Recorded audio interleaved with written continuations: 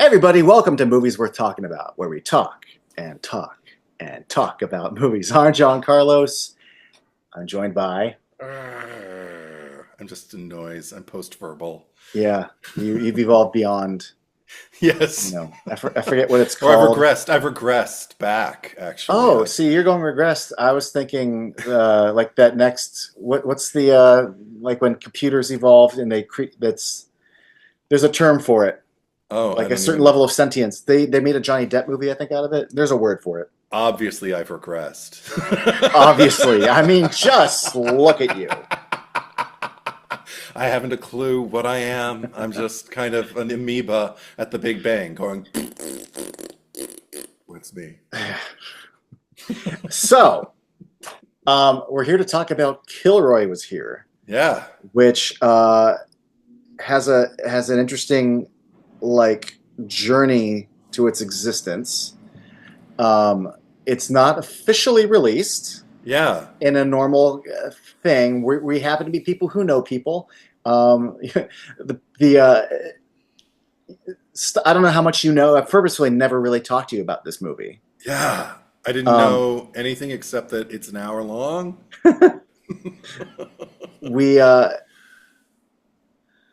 I guess we'll do a little history lesson here for Yes. those who don't know. So I think I want to say, if I'm going to get this right, I want to say 2014 is when Tusk came out, right? Yeah. Okay. And at the time, because Kevin Smith does that thing, and I get it. Other directors do this too, like Guillermo del Toro, or farts. I just forgot the name of the guy who directed Wicked. Oh, John Chu. John Chu, where they're spinning a lot of plates, or like they've got a lot of pots in the kitchen, or they got a lot of pots boiling. Balls in the air. You're trying Balls, not to yeah, say there you balls go. in the air. Yeah. They got their hands in a lot of pots, right? Hands in the pans. Hands in the pants. Pans, like in the. Now Eddie's got his hands in a lot of pants, but Well, but I mean, no, but so he'll talk about, oh, we got Mallrats 2 and I got Clerks 3 and I got this and I got that, but like what's going to actually go forward? And I know part of his thing is if you talk about it, you're willing it hopefully into existence because enough people might be listening. Ooh. One of the things he was talking about like a decade ago was the Anti-Clause, which was his Krampus movie. Oh. And it was going to be an anthology movie. And then Krampus came out, and then like 40 million other, 2B core knockoff, Yes. Redbox shitty, yeah. Yeah. So many Krampus movies happened that he's like, ugh. Well, that's just sort of takes the piss out of the whole thing, He's just so. Also, it was co-written by Andy McElfresh, who does Education, which I thought was noteworthy. It's like I think it's the first, maybe only movie he's ever co-written. Anyway, they redeveloped it it was still an anthology movie, but they decided to pivot away from Krampus, and Kevin was, and, the public at large, we all know the little Kilroy Was Here drawing, so he kind of turned it into that. But what makes it interesting is twofold. One was that I don't know the specifics. The impression I get is no one was really interested in making it. And unlike other movies where like eventually like you power through and Clerks 3 happens, we hope eventually Moose Jaws or Mallrats 2 will happen. But for whatever reason, this never got that eventually. But I forget the name of the school because I'm a bad Kevin Smith fan, but there's a film school in South Florida that he like partnered with. So he brought the script, and the cool thing was if you were part of the film program, Kevin Smith was going to come and you all were going to work on this movie. So this movie is made by a student crew. And I think that's a great opportunity for everybody who's on set. But they did film it in South Florida. Okay. And I know they filmed it like in big blocks. Like I think they filmed part in 2017, and then he would fuck off for half a year and then come back for a few weeks and film some more and then fuck off for a while. And then he came back and filmed the Chris Jericho stuff like a year later.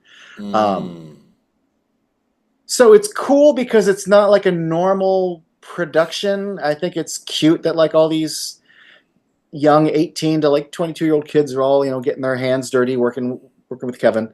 The other thing that made it noteworthy, and this is where like there's a lot of hearsay and conjecture about how we got here, but it was released. It was the first movie to be released as an NFT. Oh. When the NFT craze was booming, Kevin Smith jumped on that, and at least with this, to try to make it, quote unquote, the first movie is an NFT. Mm. And I think it cost $100 to buy the NFT, and I forget how many were made.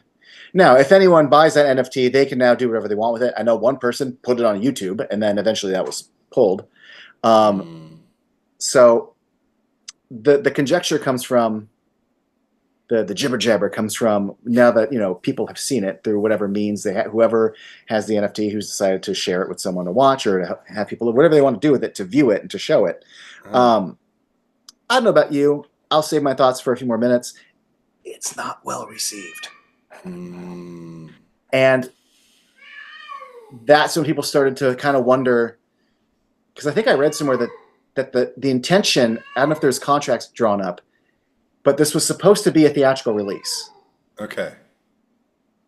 And some people like to say, well, when you look at like a 63-minute movie, that certainly doesn't look like all your other movies.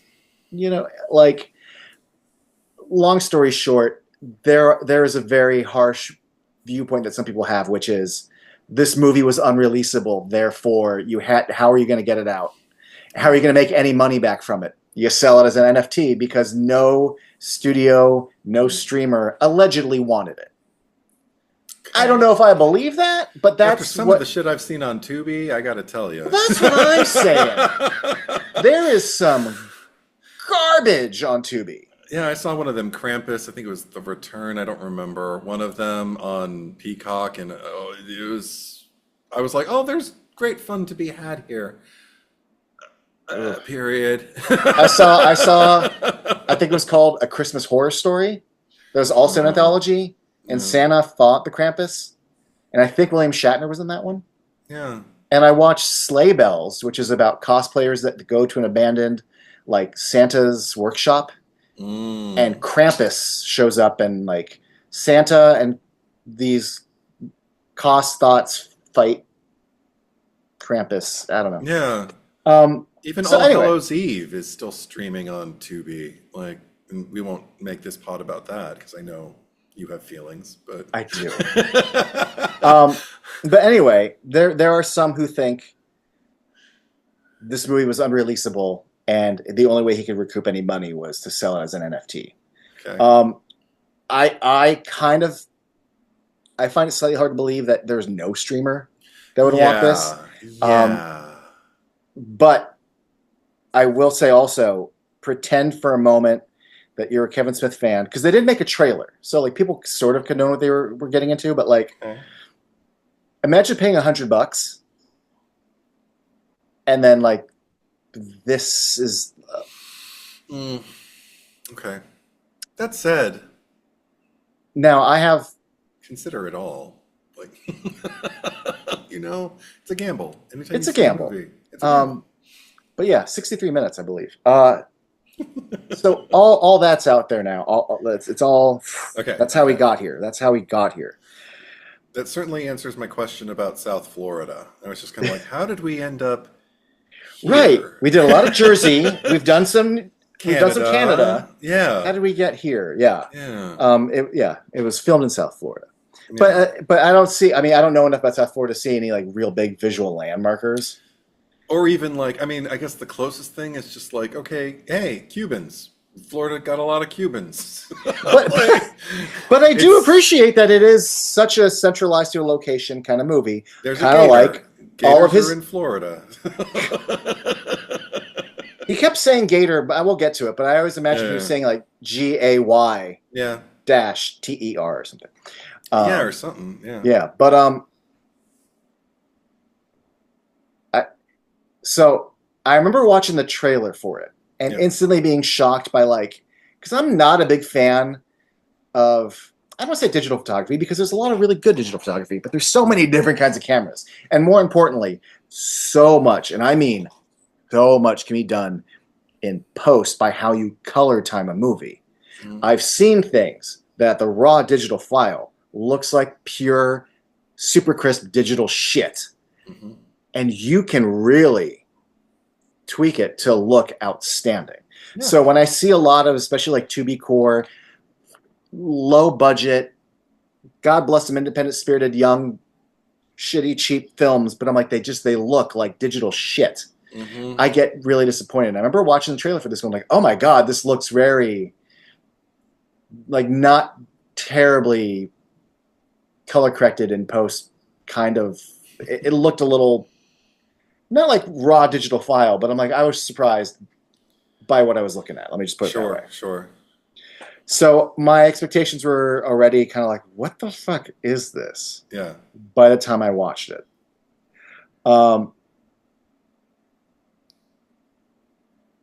Let me just ask you point blank. Like if you like in a sentence, like, what'd you think? Oh. You know, you're asking the worst person in the world for like a simple answer. I feel like I've just been rambling for a few minutes. I want to give you like a...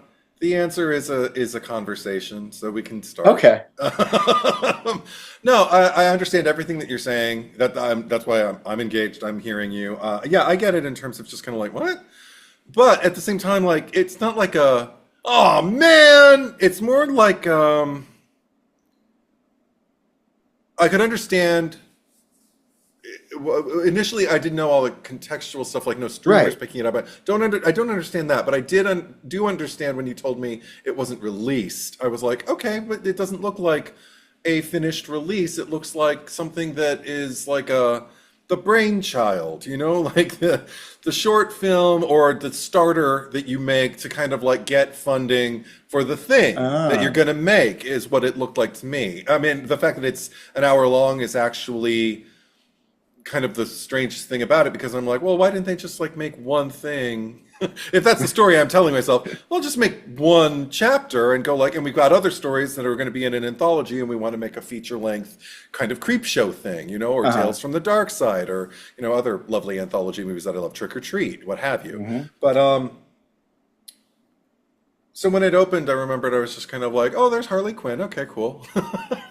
The second that she said the line, I wrote it down. I swear to God, if you cheat on me, I will fucking kill you. I mean it. I was like, okay, we're setting them up. That's going to come back later. That's going to come back. So either she's going to do it, or someone else is going to do it, and she's going to feel however she feels. Maybe she'll feel bad about it and be like, oh my God, I didn't really want her to die. Or she's going to feel like, awesome. Thanks. By the way, that opening scene in that guy, I presume he showed up for like, you know, an hour or two. Right. The guy who's driving the car, her boyfriend. Yeah. Talk about like just there's a lot of little performances in this movie that I like. But I like the fact that she's like, oh, what are you gonna do? Go over to so and so's house and have her sit on your face? And he's like, not my face. And he just looks down at his lap for a second. I'm like, but the timing. That kid had timing. I don't know if he's a South Florida student or what, but he was great. I mean, I'm not here to yuck someone's yum if infidelity is their thing. I mean, is it even infidelity if you're not married? I don't know. But yeah. But I mean, just his openness and his brashness and his gravitas about it, like his bravado, that's the word I'm looking for. That was enough to make me go, ugh. Yeah, he had to come. I know what you mean. I know what you mean. In movie terms, he had to come. You know? Oh, 100%. Yeah. But it was funny because then she goes in to like do this babysitting thing, and I'm like, oh, this will be fun, okay. And the mother immediately like coaches her, no popcorn, no news, basically. And I'm just kind of like, what oddly specific things. Like I could understand like no candy, no popcorn, no horror movies kind of thing, but no popcorn, no news. And I was just kind of like, and it didn't make sense to me. I was baffled until the first thing she does is make popcorn, sit her down, and turn the news on for her. Then I was just kind of like, oh, okay, so these things do something to her. Also, if you're making popcorn, you're in it for the long haul. So you're probably making an evening out of watching the news. and you know your daughter gravitates toward the news, and you don't want her to equate it with the kind of placid passivity of watching a horror movie that we can get, until the movie gets to us. But if we're just gonna watch, like, what's the spooky movie tonight? Fun. You've got my mind reeling. Because I didn't think, because you were, almost it was like, why? And then it's like, well, it's in service of a beat. But I really thought at first you were asking, like, why can this kid not watch the news? Yeah. And my brain started going, well, maybe the news is too horrific right now, in this country. Like, maybe, I don't want my kid to see it. But part of me, and now I'm going to skip ahead to something I figured we'd be talking about later. But okay. There seems to be, you know what? I'm going to come back to this. We're going to circle back to this. I'm so glad you said back to this. Go on. Did you get it? Because, like, butt stuff? No, because otherwise you would have just said, I'm going to come. Oh, yeah. Keep going. Well, before we really dive into all of it, I just want to say up front. Yes. And I after I watched this the first time, I would say I felt a certain degree of and it's interesting is you didn't have any context of like NFTs or the filming. You just watched this thing raw. I kind of went in with a certain level of expectation, knowing just a little bit of the history of it, and kind of being like, oh, that's it, And I remember thinking, oh fuck, we're gonna talk about this. Like, I'm like, as a Kevin Smith stan, as a simp. Not like it was the worst thing in the whole world, but I'm like, this is going to be a harder one for me to like kind of lean into all the things that I liked about it. And I'm like, oh, this is going to be an interesting recording. And then a funny thing happened, Eddie. Okay. Because I watched this months and months ago. Yeah. I watched it a second time. Yeah. And a lot of the bullshit didn't bother. Like,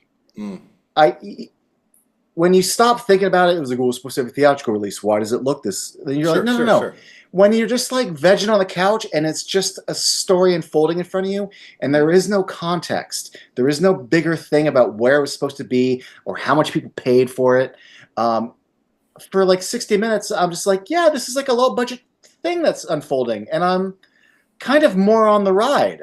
And I'm not judging it for what is not my favorite approach to digital photography. And I'm not judging it for certain limitations within like structure or like acting beats. And then since it was so short, fuck, I watched it a third time before, and then a fourth time. Yeah. Fuck it, I watched this movie 4 times.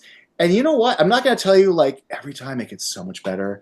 And I know there's a lot of Kevin Smith fans out there in particular who are not fond of this movie. And there's plenty of haters. And I'm not going to sit here and tell you it's amazing. But like it got a little better every time I saw it. And I started to appreciate nuance isn't the right word. And we'll get to it later. But there are certain things that started to like bloom that I never... I don't know, I just sort of keyed in. By the 4th time I saw it, I'm like, fuck yeah, dude. Like, I'm here for this. Nice. Good time.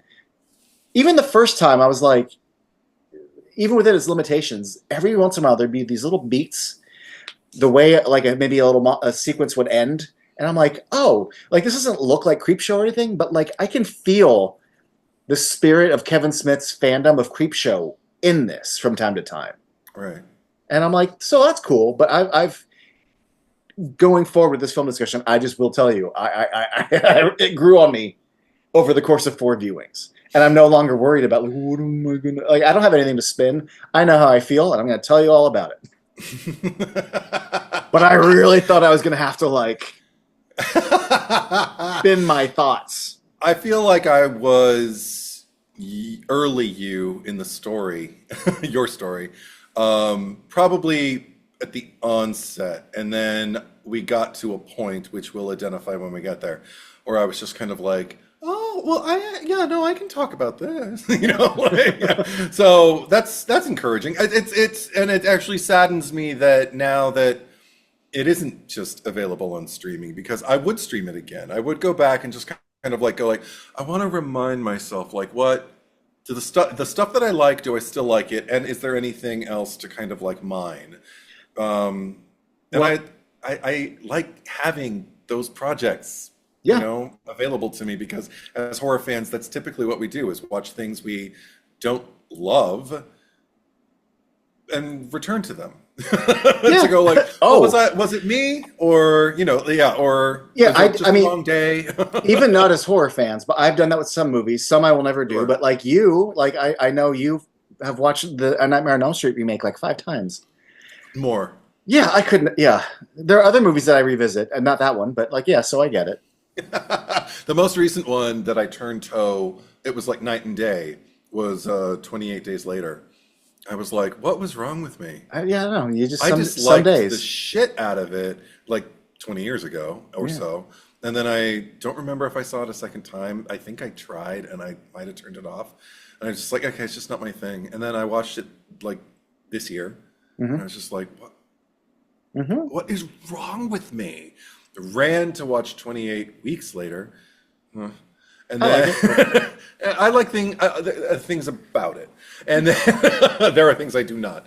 And then I watched the third one and I was like, wow, this is the most kind of like inconsistent franchise I've seen in a long time, just in terms of like where they go, how they tell the story, what they choose to focus on. And yet, I can say it like cheerily like that. I'm not sitting there going like, that's the most inconsistent franchise. I'm just kind of like, you never know what you're going to get with the next movie, So yeah, it's kind of nice. And even if there are like tonal differences, especially between the one that's not directed by Danny Boyle, Right. all three are still about like geopolitical things of their era. 100%. So Yeah. the second movie is still consistent with 1 and 3 about making a statement. And that movie is particularly about U.S. occupation of another country. 100%. Yeah.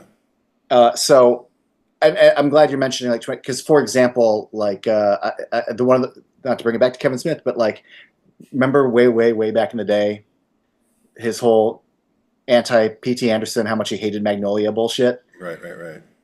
And a few years ago, he watched Magnolia again with his wife, and he was just like, Jesus Christ, Magnolia's amazing.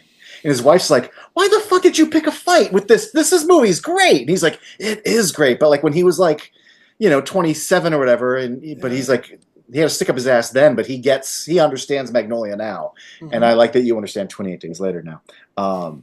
I forget how we got on Twitter. Oh, also, you mentioned wishing you could own it. There were some podcasts, there's so many, he just sits down with Mark Bernard and talks. But he did mention that he thinks Kilroy Was Here has a shot at a physical media release in the future. Oh my God. So okay. I'm looking forward to that. Yeah. Yeah. Especially if there's any kind of secondary crew showing them shooting. Yeah. 'Cause I would be fascinated to see like what the kids were like on this, behind the scenes and all that. Right. I do want to ask you something. Yeah. Because I wrote a note. Yeah. I don't remember why, and you've seen it 4 times now, so you might know why I wrote this. Okay. It's while the story is being told. Yes. And we're talking about being introduced to Roy Huggins. Yes. I just wrote, what the fuck did his dad say? Oh, I think he said, I don't remember the first half. It's like either go up that hill, but go kill some reds. And then we cut to a close-up of a rooster. Right. And I guess the reds is for like the little bits on the chickens. Okay. So which is then a parallel to when he's at Vietnam. Right. Go kill some reds, meaning the commies. Mm-hmm. Okay. So maybe I just misunderstood his father's pronunciation. Yeah, but I think I think both say go up that hill, go over the hill and kill some reds. Okay. But I think he might have. Okay. Thank you for explaining to me, because I remember that moment. It's like coming back because I only watched it just today, and it's my brain. Oh, my brain doesn't work. Oh yeah, I know. Thank you. So we start with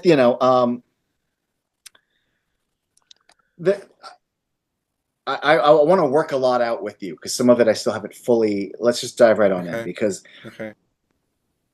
Harley the babysitter, they're talking about the missing boy on TV. Oh yeah. Oh well, Kilroy probably got him, because he. And she explains, don't say his name, because he has like this special bond, and he likes little kids. And she's like, I'm a little kid, right? Yeah. And she keeps saying the name, but it's okay because Harley's too old. He's not interested in Right, me. right. So one of the things is when the movie starts, we're laying out rules. Don't say his Yes, name we three are. times. Yes, we He's gonna are. come for you. Yes. He probably got that little boy. Right. The movie then proceeds with every story to fucking never follow that. I know. She says it so many more times, and then there are adults who say it and immediately are in like what's the word I'm looking for? Like in a dire situation Yes. Now, where they die. now, spoilers for the whole thing because I'm not going to break down the movie for anybody who's never seen it. Sure, sure, sure. Go find it. There are ways to find it online. There are You can ways. find it, you can watch Yeah, yeah. But I kind of tracked, and then I'm gonna try to make sense of it later and see if you agree with me or not because it clicked for me like around like the second viewing. I'm like, oh wait, is this? Am I looking at this all wrong? Because apparently I feel like this movie isn't as shitty or as bad as some people will tell you. Okay. For example, if you only watch it once and you go, "That's not consistent with its own rules," Right, you go, right, haha, right. well maybe not. So in the first story, Yes. our main character is a kid, an older kid though, but she's still like, I don't know, she's supposed to be 12 or 14 or 13, I don't know, 12. Sure. She's not Harley's age. No, she is not. She, we find out in the speech she gives, says she pledged her life to Kilroy. And that if you take a life that was supposed to be his, you can't shoot the devil and he'll come for you. So in that story, since it's weird because it's like, well, you killed yourself, but you killed yourself with your mom's tea, so it's still your mom's fault, I guess is the logic. Therefore, Kilroy comes not just for the mom, but for everyone in this congregation that has supported the mom financially, which is a bummer for all these people because they didn't know that they were giving money to someone who killed her husband and is killing her daughter. Right. But like, oops, fuck you, you're going to die anyway. I guess Kilroy doesn't care if Kilroy. there's an excuse to kill. Sure, I'm not criticizing. I am, but go on. But we'll come back to that. Okay. In the next story, the kids are acting like afraid when the teacher's saying the name. Yeah. But then you find out this is all a plot for her to die anyway. So I feel like they were just acting afraid because this was like a trick, right? This is a trick to get the teacher killed. Sure. Sorry. It's all good. She'll stop eventually. Jay Muse, I believe his name was Chester? No, Chet. Chet, yes. Yeah, always bet on the Chet. Right. He says that he comes out from the swamp every semester to take one kid. And again, I go, that's not what was explained to me by Harley. Yeah. And that the kids eventually figured out to make a deal with Kilroy to like blood for blood or whatever. Like, we give you, if we can trick a teacher, you can take that teacher instead of us kids. Sure, sure. I go, okay, that's not really consistent either. Okay. The kids are still involved. Like, he has a bond with these kids that's been established. But that's two stories now where he's not killing kids. In fact, kids are getting him to kill adults. Mm-hmm. Third story, and we'll get to it. Third story clearly involves kids summoning Kilroy to kill an adult. That's 3 times that happens. And then the fourth story doesn't make a fucking lick of sense when it comes to the continuity. So we'll come back to that. Part of me wonders, Eddie, if it's, because at first I'm like, man, this is really sloppy. Like, you just kind of cooked up. You and Andy McElfresh didn't think that hard about this, did you? You just were like, oh, Kilroy, and then kids, and then some stuff happens. Like, this is all very undercooked, Kevin Smith. Yeah. Andy McElfresh, it's so undercooked. But then I realized, wait a minute.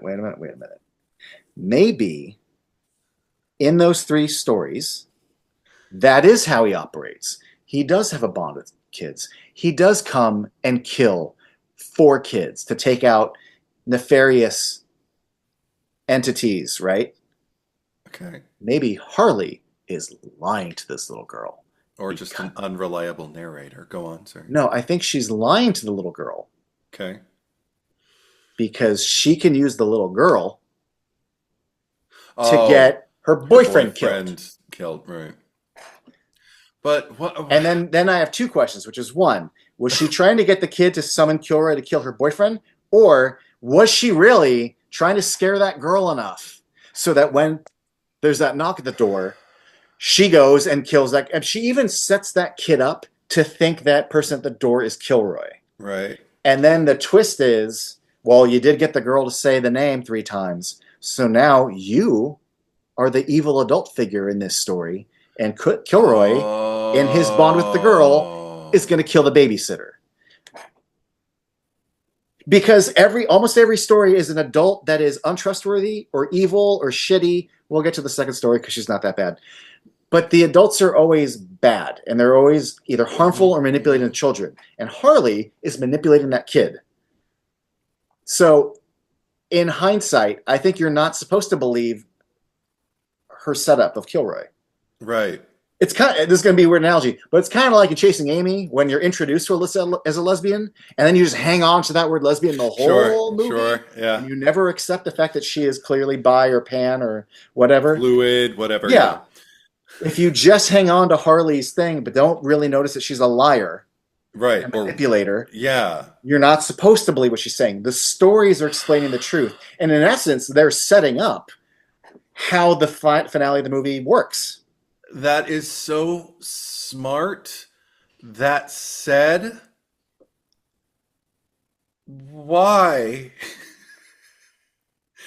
if in the wraparound sections, like, the overarching story that we're following from beginning to end, while she's telling all these little stories, if the goal is to lie to the little girl and make her scared of Kilroy to the point where she'll be motivated to kill some rando on the other side of a door, thinking it is Kilroy and that she has to protect herself against this thing that's after her.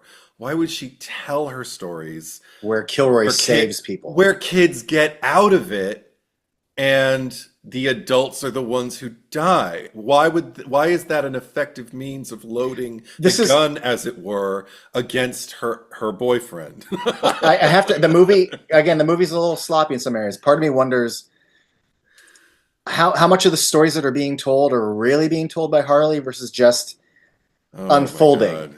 Again, this is me trying to do the work. There's a way to do that. Or is the kid just young enough to be like, I don't know, there's murder happening, I'm scared.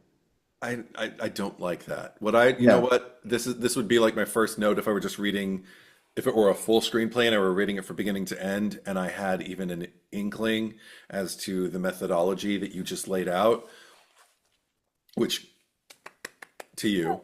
That said, what would help and actually pad the runtime a little bit, and not pad, I don't mean pad, but I mean extend the runtime to make it feel a little bit more, I guess, legitimate in the eyes of people. I don't mind an hour movie. I'll go see Land Before Time, sure. Yeah. But anyway, it's like a one act. Sure, I'll do it. What would have been interesting as a reveal, and also just something. So because that's another thing that made me start to distance myself a little bit, were the inconsistencies right off the bat, and then the stories were just a little bit more compelling as we went on. That I was just kind of like, "Wow, okay, I like this."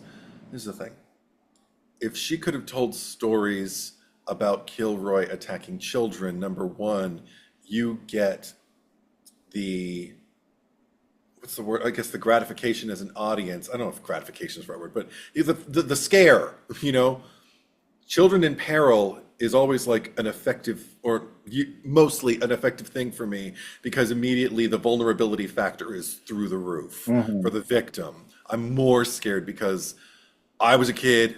I wouldn't wish, anything like this on a kid, all that kind of stuff. Like, it's so much scarier when you're less tried in this realm. So there's that.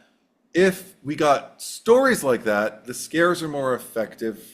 Just because, then if there is some kind of weird twist or revelation at the end that either, and it can be anything you want, it can be, was Harley wrong? Was she knowingly lying? And then we get like the actual stories kind of revealing themselves that we gain insight to. Maybe the little girl gains insight to them too. I don't know how you'd structure that, but show us what really happened and thusly uncover Harley's motivation for either lying or for just being wrong and unwittingly loading the gun in her own direction. Like, I mean, just a little bit more mindfulness toward it would have been like, show us the lie, but then show us the truth. Yeah.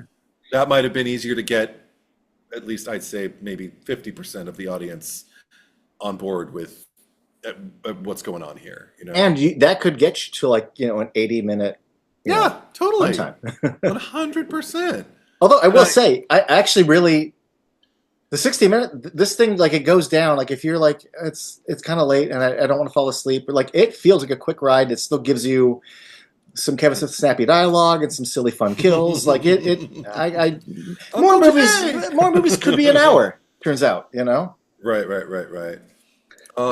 So yeah, I like what you said there, because that definitely would give you more without. Again, padding's not the right word. Another thing I want to just address while we're still in the beginning of it, that is for life. I'm a Kevin Smith simp, so I really, really hate being critical. But I'm gonna feel bad about it. Just do it. His name's Roy Huggins. Yeah. Maybe it's my fault. I thought this movie was gonna be like every drawing we've seen of the Kilroy. I remember when I was a kid, I used to draw that.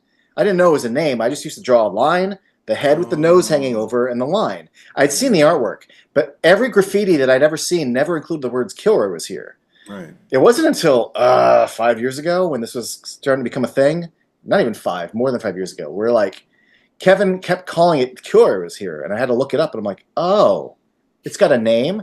Oh, it used to be like written with the art. That's interesting. It just faded. It just never reached Southern California in the 80s for me like that. And I think, if I'm not mistaken, I think it's in Dazed Confused. Scrawled somewhere. I remember seeing it in Dazed Confused. Anyway, I was under the impression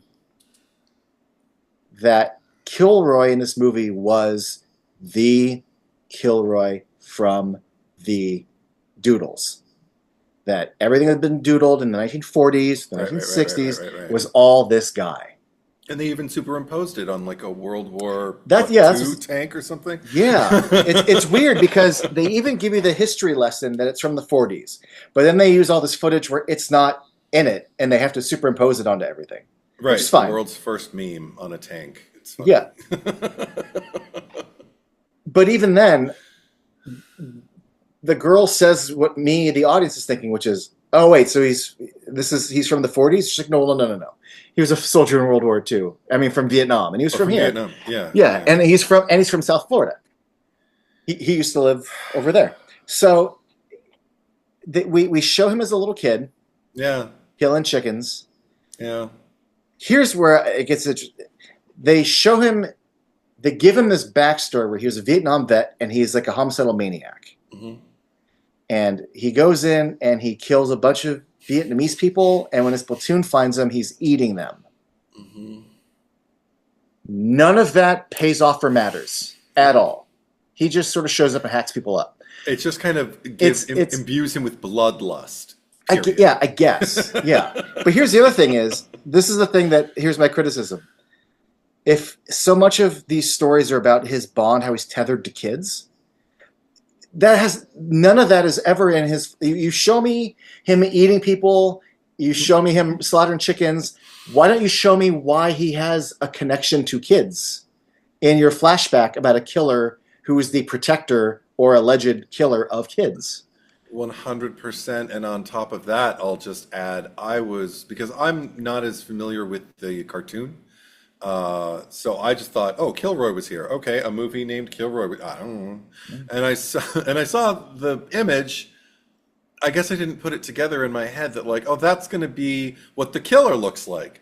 So when he finally gets home after eating people, all of a sudden I shouted out loud in my own bedroom while I was streaming this off my laptop. I just went, Hooter! Oh, he's got like the Max Rebo. Yeah, for anyone Yeah. who's not familiar with Captain EO, it's a blue kind of elephant alien creature from Michael Jackson's Captain EO, John Landis's Captain EO, and he just looks like a Muppet. It's just so Okay. cartoony and so not scary that I was just kind of like, well, what's the point of this? Well, that's they also in the flashback show. Okay, so that's the other thing that I knew going into this because Kevin Smith had talked about this. Sure, How he sure. talked about because he has podcasts and he talks that in Killer is Here. He and I think it's Robert Kurtzman who did this. Not the full Can-Be, just Robert Kurtzman. This is right after Tusk. They were like, what if he was burned and like his nose kind of melted down? So that's why the drawing, his nose is hanging over. And I was like, okay, so I knew going in he's going to burn and his nose is going to melt. What I didn't think is his nose was going to look like Max Rebo, who for kids don't know is before Hooter. We like to joke that Hooter and Max Rebo are like brothers or distant cousins. Right. It's the other blue alien in a sci-fi thing. And his nose is very rounded. Yeah. But here's what I'm getting at. I wish, like, nothing about his flashback matters. Not even him getting burned alive matters. No. All it does is get you the nose. But here's my other like real critical thing is when he first appears, he doesn't look burned. He just looks gray and like rubbery. Yeah. And there's these like little patches of meat that I guess are supposed to be like burned sections, but the rest of his skin is just gray. Like he caught on fire and he turned gray. Yeah. But like smooth gray. And his nose blue gray, like a blue and whale. His nose became like a bulb. And not drippy, but like a bulb. No, like a bulb, 100%. Looked like and again, here's me talking shit. You had one job, movie. I wanted this. I wanted the nose over the thing, and it never happened. Never happens. So I had to get over the fact that he isn't Kilroy and that all the drawings are of him. He's an actual guy named Roy who is then melted and happens to turn into that drawing. I have then come to accept that, but it took me like a while to be like, oh, this isn't what I thought it was.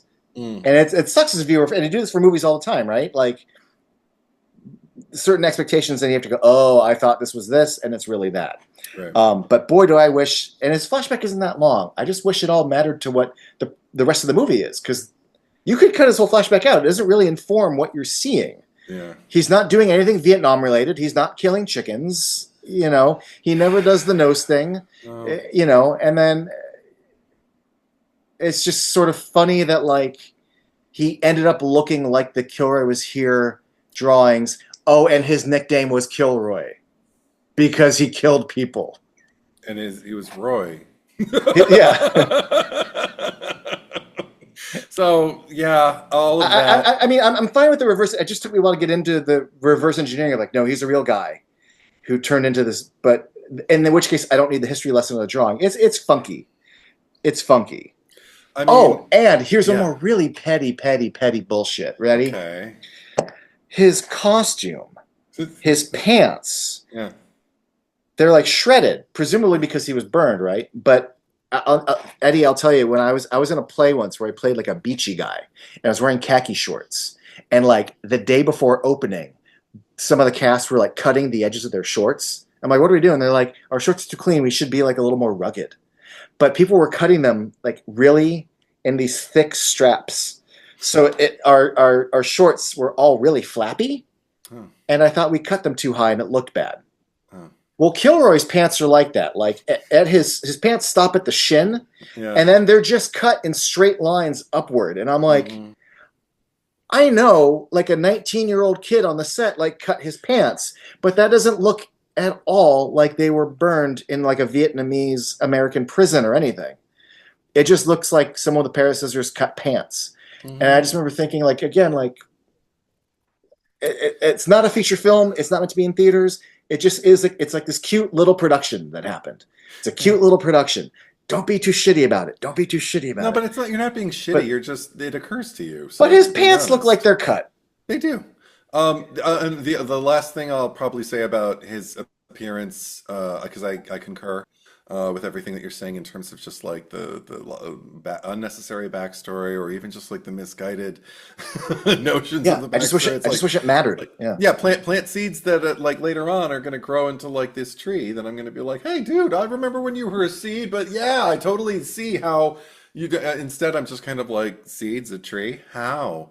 Yeah. Um, It's just like I need another. um, You were gonna say, go ahead. well, because also the thing is, like you mentioned, like him never doing the nose over the thing, and if you the attempt to make him mortal, even I don't understand that inclination, because the thing is, if you make him some kind of otherworldly being that has like this bulbous nose that just kind of hangs out like over walls and just watches people, I'd be scared of that. I'd be like, I Right. don't want to be anywhere near some demon or otherworldly creature that just hides, but kind of like wants you to find him so he can reveal, like, because that's Right. the other thing. There is a missed opportunity for there to be like a reveal. Like, what happens when this part of his face is Oh. finally exposed? What if he's got like long, blood soaked, teeth that are razor sharp that can just like, like something, or even just like, something creepy, like anything. But they just made him a guy who's blue for Yeah, some and, reason. and look, I can see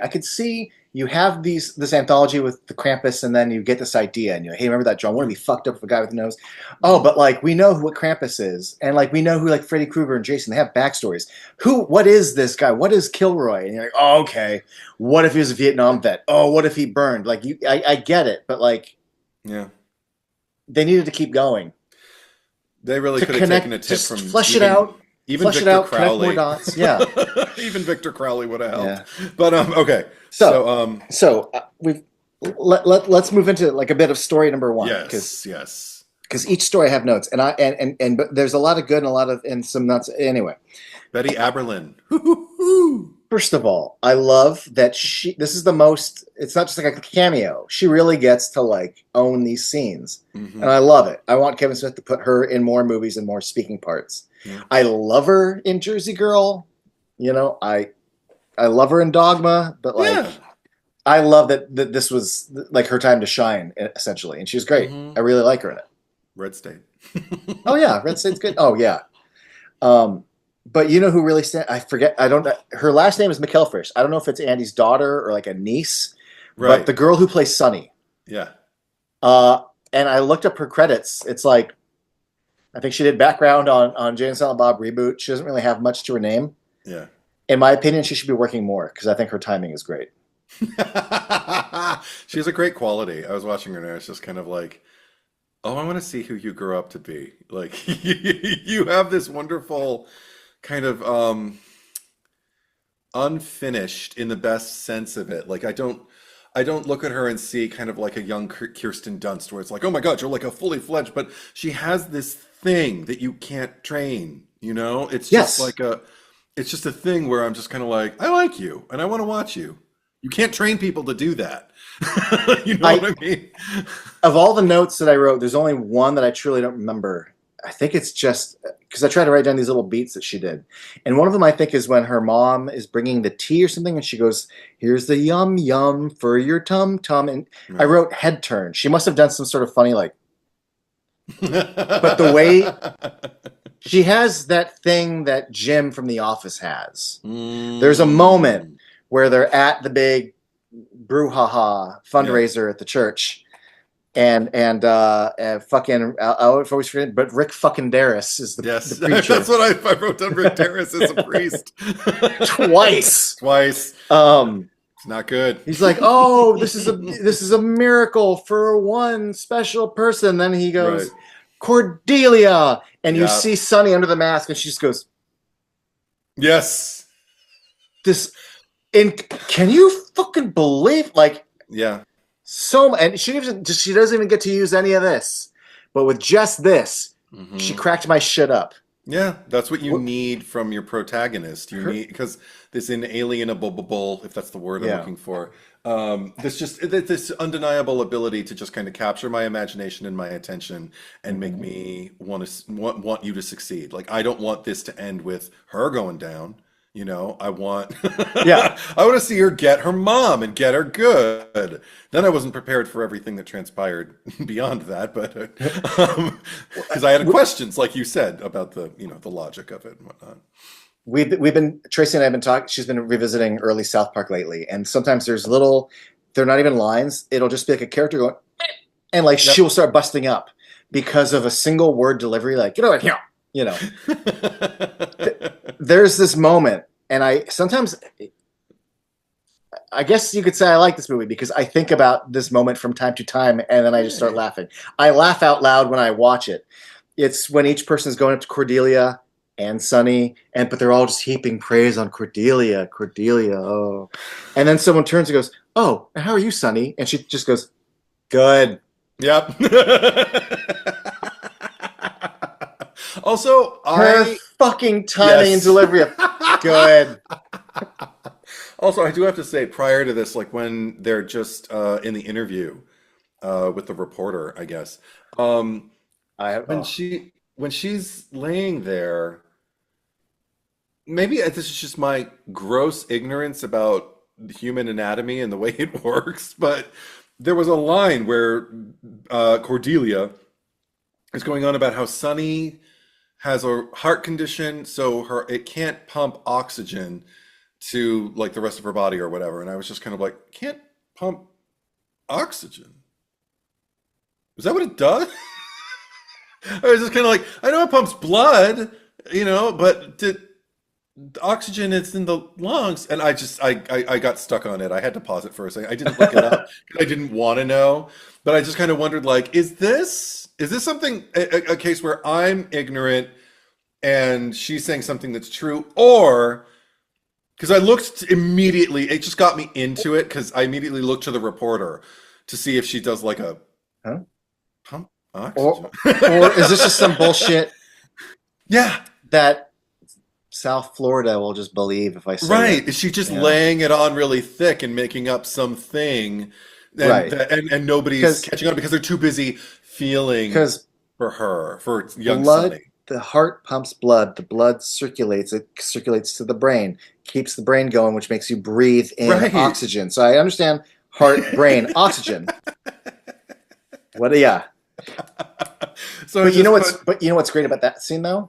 What is when they ask Sonny a question after Cordelia, and Sonny's like, "Thanks to the generosity of our neighbors, blah blah blah." You can see Cordelia mouthing it along with her. I totally saw that, and I was like, "Okay." That was amazing. It's in the corner of the frame. It's so good. Oh, I love it. Oh yeah. There's some good details in this, like yeah. Just setting up like a what do they call it when you're on a jury? Not a sliver of doubt, but I have a shadow of a doubt. Yeah. It gave me a shadow of a doubt of like the situation where I was just kind of like, okay, so of course my mind starts going to like all the scenarios it could be. Like, are they both hucksters? And she's just, because the girl seemed fine. She was wearing a mask. Yeah. But she seemed fine, and then I'm just kind of like, once I realized, like, oh no, it's her mother. It's a Munchausen thing, you know. Yeah. Like, I'm gonna make you sick, keep you sick, and we're gonna find out that I did the same thing to your father, and that's why he's not around anymore, kind of thing. Yeah, there's things about it that work. There's a few little, if I want to be critical, like there's little things that I think could be tightened up, or especially if you had just another day or a bigger budget. There's little things that, like, at first I found really jarring. That, like, when she goes, "I'm going to make you more of the tea," and then just cut to a shot of her like walking in. She's already kind of entering the room where the tea is, and just based on the fact that we don't really cut too much, it felt really weird to me that after she gets the tea, she just like gets her laptop out and Googles blue flower poison, and I'm like, wait, this mystery that's been playing, you just pull out your laptop and Google it? What the fuck? And also like the flower's just in your house. You know enough that like when we cut to the mom just going in, that clearly her daughter knows that it's so. My critical hat goes on, where I was like, oh, you know how I would fix this is I would establish that like I keep my daughter in the dark. She doesn't ever get to use the computer. I keep my laptop locked in my office, so we make it a moment where like she steals the key. And now she's Googling for the first time. I would have the room with the blue flower locked, so like the daughter never goes in there. But we don't do a lot visually in that story. We have her on the couch, we have her in the kitchen, she goes and gets a flower, and we're just kind of moving like this. But what it does is it creates questions. Questions that could have not popped in my head had we maybe established that that room is a locked door or something. See, that she doesn't have access to a computer, and now she does. But it comes off just really weird that like, oh, I've been sick for 6 years, but I've never Googled this before. Well, also but sorry. Yeah. It's also the kind of thing where like, maybe just don't think about it too much. It's supposed to be like an easy breezy anthology. This is a fable. It's a short thing. We're not going to give you too many details. So it's a weird mix of like, am I overthinking it, or did the movie underthink it, or am I being too much? I don't know. Well, because I wondered while I was watching it, it wasn't exactly clear. I will give you that 100%. But I did think, didn't Cordelia call it something other than what she Googled? Like, didn't she try Googling it and she didn't really see anything? Did. And then she did blue flower poison, found out it was wolfsbane. Yes. So she looks at the initial flower that she was told the T is, because it's even written out. And then she's like, well, fuck that flower. I've seen that blue flower before. Right. So, yeah, I have to watch it again, like with a magnifying glass to try and figure out what exactly is going on there. But when you're telling just like a short story, like, and then she finds out that the blue flower is a thing, and then we hard cut to her, and we realize she's made a deal. Like, I get there's just the loose structure. It's just almost a little too loose. Okay. But not too loose that I didn't go on the ride. You know what I mean? And a lot of it's because of the acting of these two leads. But I do also find it, like, again, you find out that Sunny's been sick for 6 years, and like her dad died 6 years ago. I just find it, again, it's weird that she just easily Googles it after 6 years of wondering. That's just a little, a little lazy, a little weird. Well, also, I mean, even though Sunny herself seems to have like a really good head on her shoulders, just the actress who's playing her. Yeah. I do. If we watch like the scenario, like because we see Cordelia mouthing the words along with her, she's obviously been coached, and she's obviously been told what to say, like verbatim. So she knows that what she's doing isn't entirely authentic, and she hasn't questioned it. And it just makes me think like, okay, so I guess she's just at a point where she loves her mother, trusts her mother, and just hasn't crossed that threshold yet where she's begun questioning her parents and questioning, what are you really taking care of me? Like, I mean, I understand 6 years is a long time to never question it, but I don't know, because of the brevity of it, like the fact that it's just going. I didn't really. But what you're describing is also could also have been written into it more. Yeah. But there seems to be kind of a loosey vibe to this. The only other thing I'd mention about this is, so Kilroy shows up. Yep. And starts hacking up fools. And it's pretty satisfying. The person that I want to see really die is Cordelia. When it comes to a horror movie, this is what I want. She's the one. Instead, I see some randos get killed. And Kilroy, I'm like, oh, he's got a blue flower. Haha, because you used the fucking payback, bitch. And then he like puts it in her mouth, and then we just cut away. And I was like, oh, but... like, I get the putting the blue flower in her mouth, but like, the money that you spent chopping up that fool should have been spent chopping up this lady. Let that be the centerpiece. Keep everything you've done up until then, but let hers be the climax of the fireworks display, where all the fireworks are going off at once, and you just feel like, wow, that's what I want from that moment. I agree. With you. And that was the first instance where I did right. We're making out. You're working my nipples. You reach down my pants, and then we're done. And I'm like, wait, what the what? What was it Kevin Smith said in one of his evenings, where it's just kind of like getting like really, really great head, and then you just pull off and just to finish it off, and you're like, well, but what was getting me off was anyway. Yeah. But I wrote for the first time, I'm unclear as to the rules, only interested in kids as per the lore. But killed all those adults at the fundraiser. And like you said, like, I understand like the reasoning of like, okay, if they're all guilty, but why is she the one who makes that decision? Because there's a case to be made. Even watching the reactions on the faces of the people, it's like, oh my God, if only we had known. It might have been more interesting on like a Twilight Zone kind of level if everybody in the town knew the whole time and just thought and just looked the other way because not my business. Because again, like in a Twilight Zone kind of town, what if everybody is doing something, not necessarily all Munchausen kind of flower poison bullshit, but if everybody is just like committing these atrocities, these unforgivable acts behind closed doors with their children, and everybody just looks the other way because that's the vibe of the town. Like then I'd understand the comeuppance, and then it makes it even scarier to see them killed than, or I mean, again, there's a case to be made for like paying for a crime you didn't necessarily commit directly, but I didn't get that at all in the execution of him going after all those people, all those adults. I like that you brought up the idea of them being all in on it. Right. Because I'm trying to remember the name here. Was it Miracle on 34th Street? Who produced all those like feel-good movies? Like Jimmy Stewart would be in them. Frank Capra? Frank Capra. It'd be like the inversion of a Frank Capra story. Mm.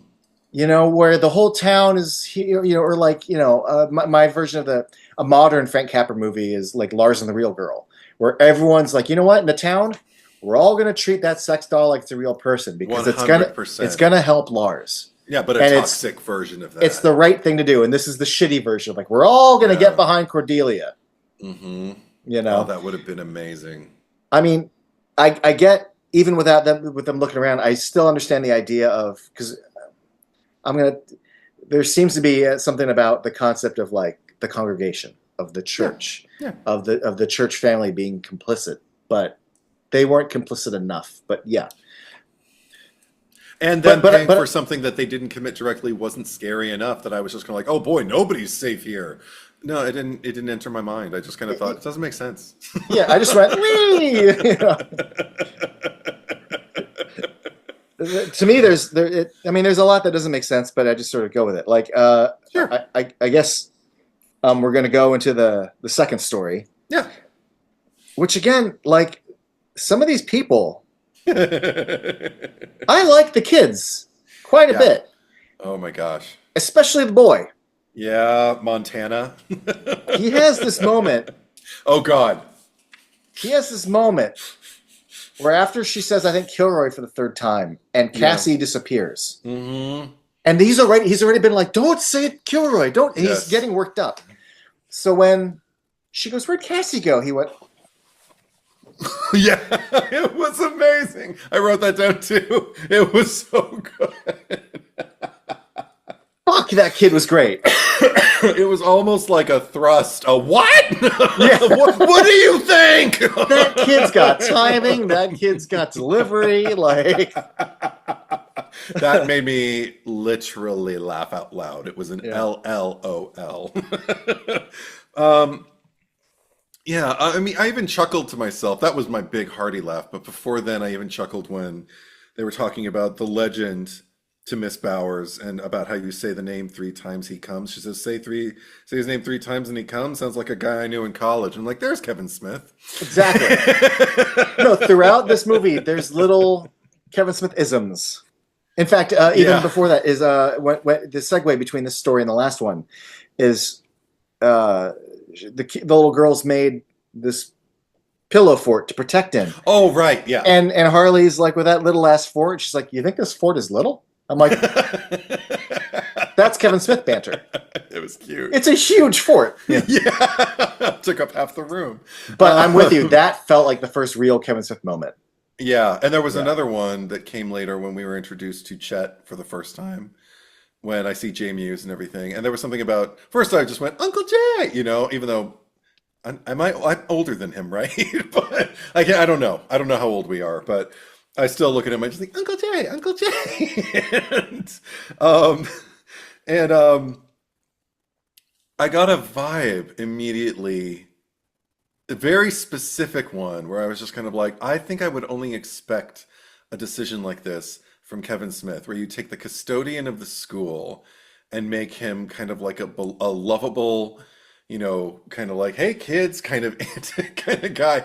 Because I got immediate like Shermer, Illinois, Breakfast Club, Oh I am yeah. I am the eyes and ears of this school. Yeah. I was just like, it's the bohunk from 16 Candles, and Uncle Jay's playing him. So I don't know.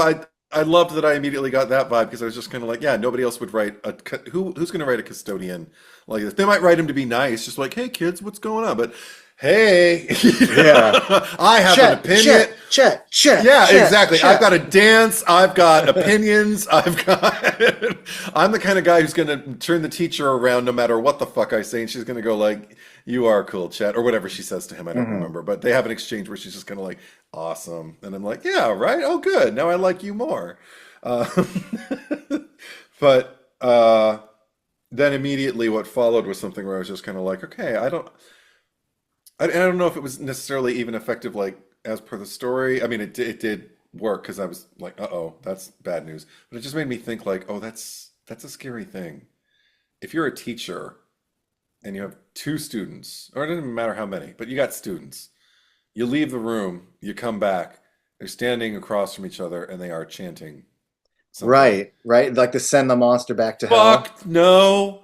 Fuck no. Why are you more scared than I am, yet more in control in terms of like what you need to do, and why is it so creepy? Like why that would scare me more than any kind of story about like a big bulbous nose guy. But I don't know. It was just like, and again, like a sliver of something where I was just kind of like, oh, that's not fun. So I liked that. Yeah. No, that story follows some of the most traditional like horror movie beats. Hmm. Hmm. And even when once you know what happens, it's fun to revisit it because I still wonder what parts of their behavior are real and what parts of their behavior are an act. Right.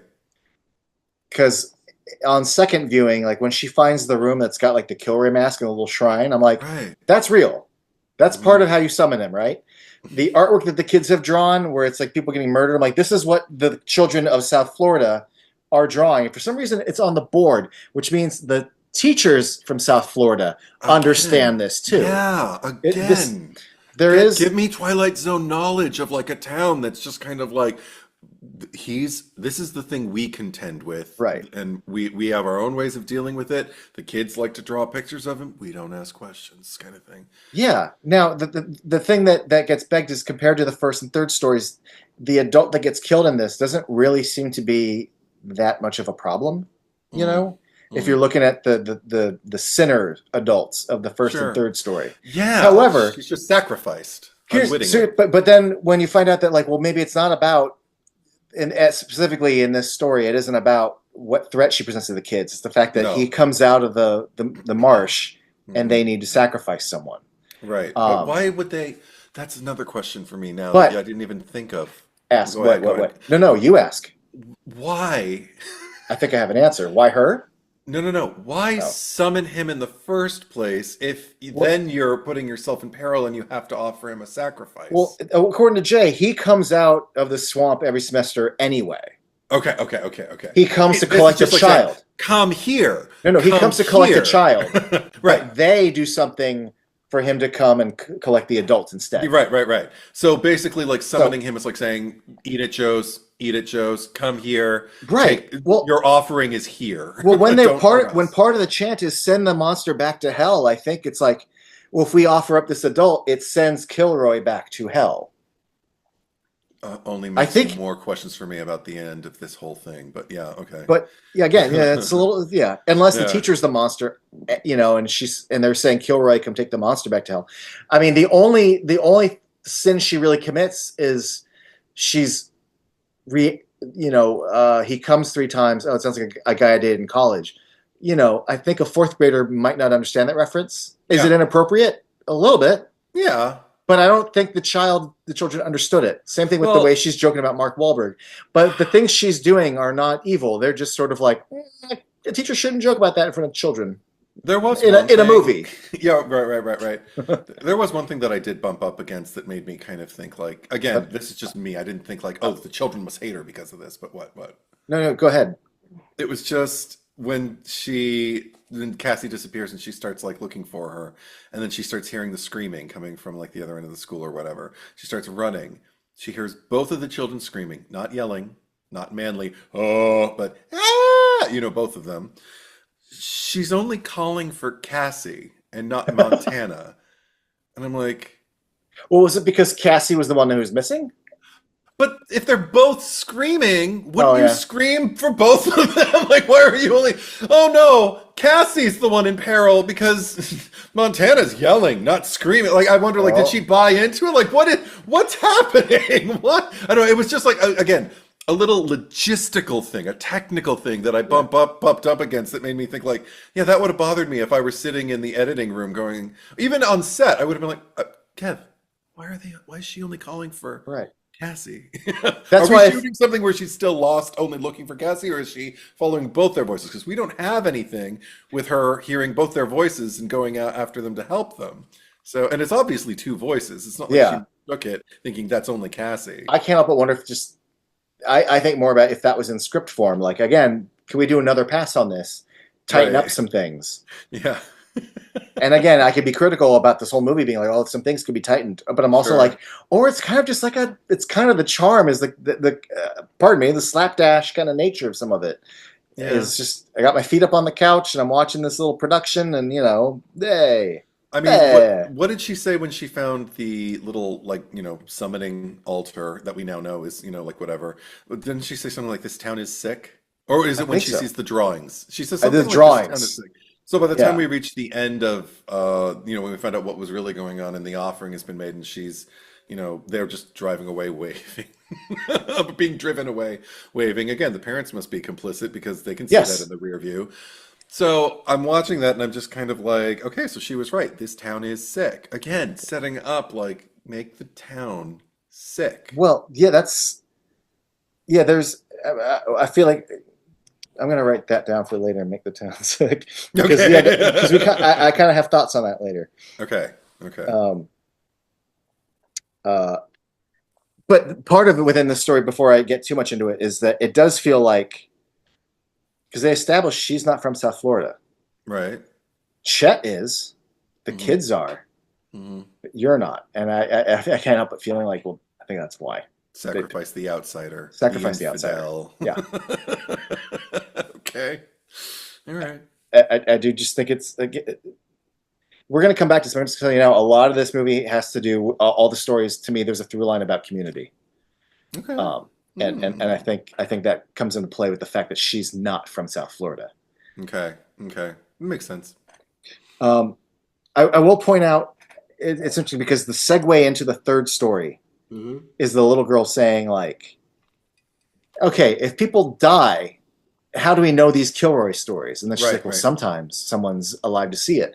And I'm like, the first time I didn't notice it, but I didn't notice it until way later, but I'm like, well, Chet and the kids are alive at the end of the last story. Yeah. So, like, yeah, 100%. This is not the appropriate segue because I just saw, but I understand, like, in the third story, the two little kids survive.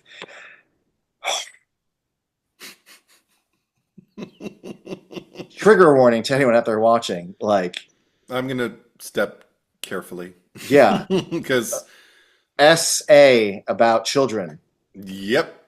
Now, we've talked in the past, I believe, when we were talking about The Final Destination, and I was kind of going off on a rant a bit about how, like, it's not that you can't make a story about a character who's racist.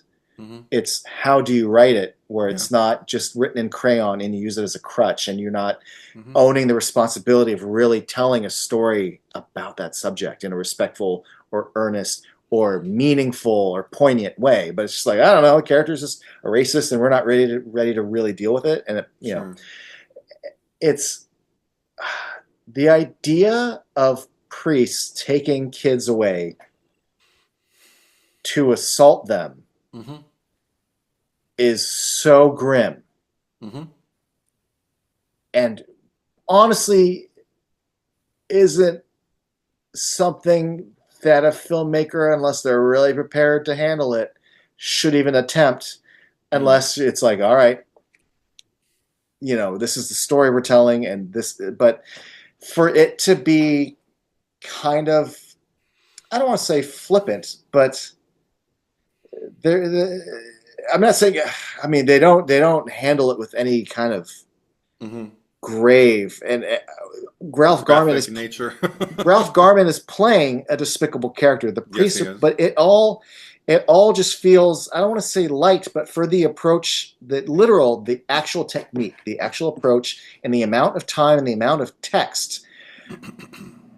I don't want to say it's like irresponsible, but holy fuck, is it a disgusting kind of idea to depict in the middle of like a movie whose tone isn't a tone that matches this subject.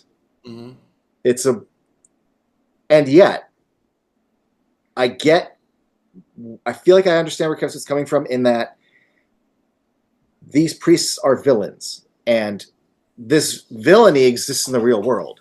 And I'm sure there is a misguided version of like, wouldn't it be neat to see a killer like kill someone who deserves it like this? Like I understand like an impetus, and the impetus is there, but the text isn't there yet. And I question whether it was too delicate to even put into text, because it's rough, and I don't even know if I'm fully articulating how it made me feel, but it's rough. It's rough. It's funny to hear you say that. Not because of the subject matter and your reaction to it, but just because what I remember, and potential spoilers here, folks, but it's a movie that's been around for a few years now. You screened Once Upon a Time in Hollywood for me. I remember we were watching, kind of like, an alternate universe, but it's being depicted as reality, but like an alternate reality where like, kind of like, what if the people who attacked, Sharon Tate and the people in, Polanski's house went to a different house, and what if Sharon Tate survived and everything? And I remember it ended with the people who took out the fuckers and meeting Sharon Tate and her just kind of inviting them in and just kind of all walking in nicely. And I remember I was so bummed. I remember you said to me something to the effect of just kind of like, because I think you could tell I was bummed. And I think I even said as much. I think I was just like, that is really sad. And you were like, yeah, but she didn't. And I'm like, yeah, but she did. So I can't kind of jump onto this alternate reality knowing that someone actually suffered and somebody actually yes, this would be nice, but it didn't comfort me. It only kind of like shone a light on the harsh reality, even more so than I think it would have if I had gotten a movie about exactly what went on, I mean, because then, well, that's what really happened. So what is the story then? Where is the story going to go? So I mean, I don't know. It's just hearing you talk about like realistic things being depicted in a way that doesn't necessarily. It's fantasy. Yeah, that is fantasy, or that could be perceived by some people. Because if somebody wanted to call this whole section of this movie exploitative or irresponsible, I wouldn't tell them you're wrong, but that wasn't my experience. My experience was much more kind of more on board, just because suddenly, in a way that hadn't quite transpired for me yet with the two previous stories, or even the wraparound, and I think kind of the incongruity of the logic and stuff didn't help. But finally we got to something where it felt like there was an immediate threat. It felt like something needs to happen to prevent this from happening, because this is the thing. It's also not, Tarantino again. Because I don't revisit Pulp Fiction a whole lot. And just because everything with the GIMP, I remember getting introduced to the whole notion of like, where's the GIMP? The GIMP's sleeping. Well, you better go wake him up then, or something. I got it on like a Johnny Bravo, mixtape that you made. And I remember I heard him like, oh, okay, that's funny. The GIMP. Well, I guess he's funny. I don't know. Who's the GIMP? And then I see the movie. I'm like, holy shit, no. There's no fun to be had. And it's not like, again, I'm not saying that Quentin Tarantino exploited anything beyond like it's called Pulp Fiction. Like the very nature of the subject matter is in and of itself somewhat exploitative, you know? Like it's kind of Yes. like about swinging for the fences and hitting it out of the park at best. And a lot of people would argue Pulp Fiction hits it out of the park. But anyway, I was like, if we end up with a GIMP and an essay happening on screen, I'm leaving, you know, and I'm Hmm. gonna. John Carlos is gonna get a very angry email from me. You know, no, I wouldn't do, but I'd just be like, "What the fuck? Why didn't you warn me?" You know, like.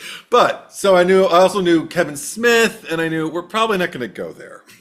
You know, probably gonna get saved in the nick of time, but he is definitely kind of like I don't know, riding the brake on his way there, you know, for a while. It feels like Yes. it goes on for a while.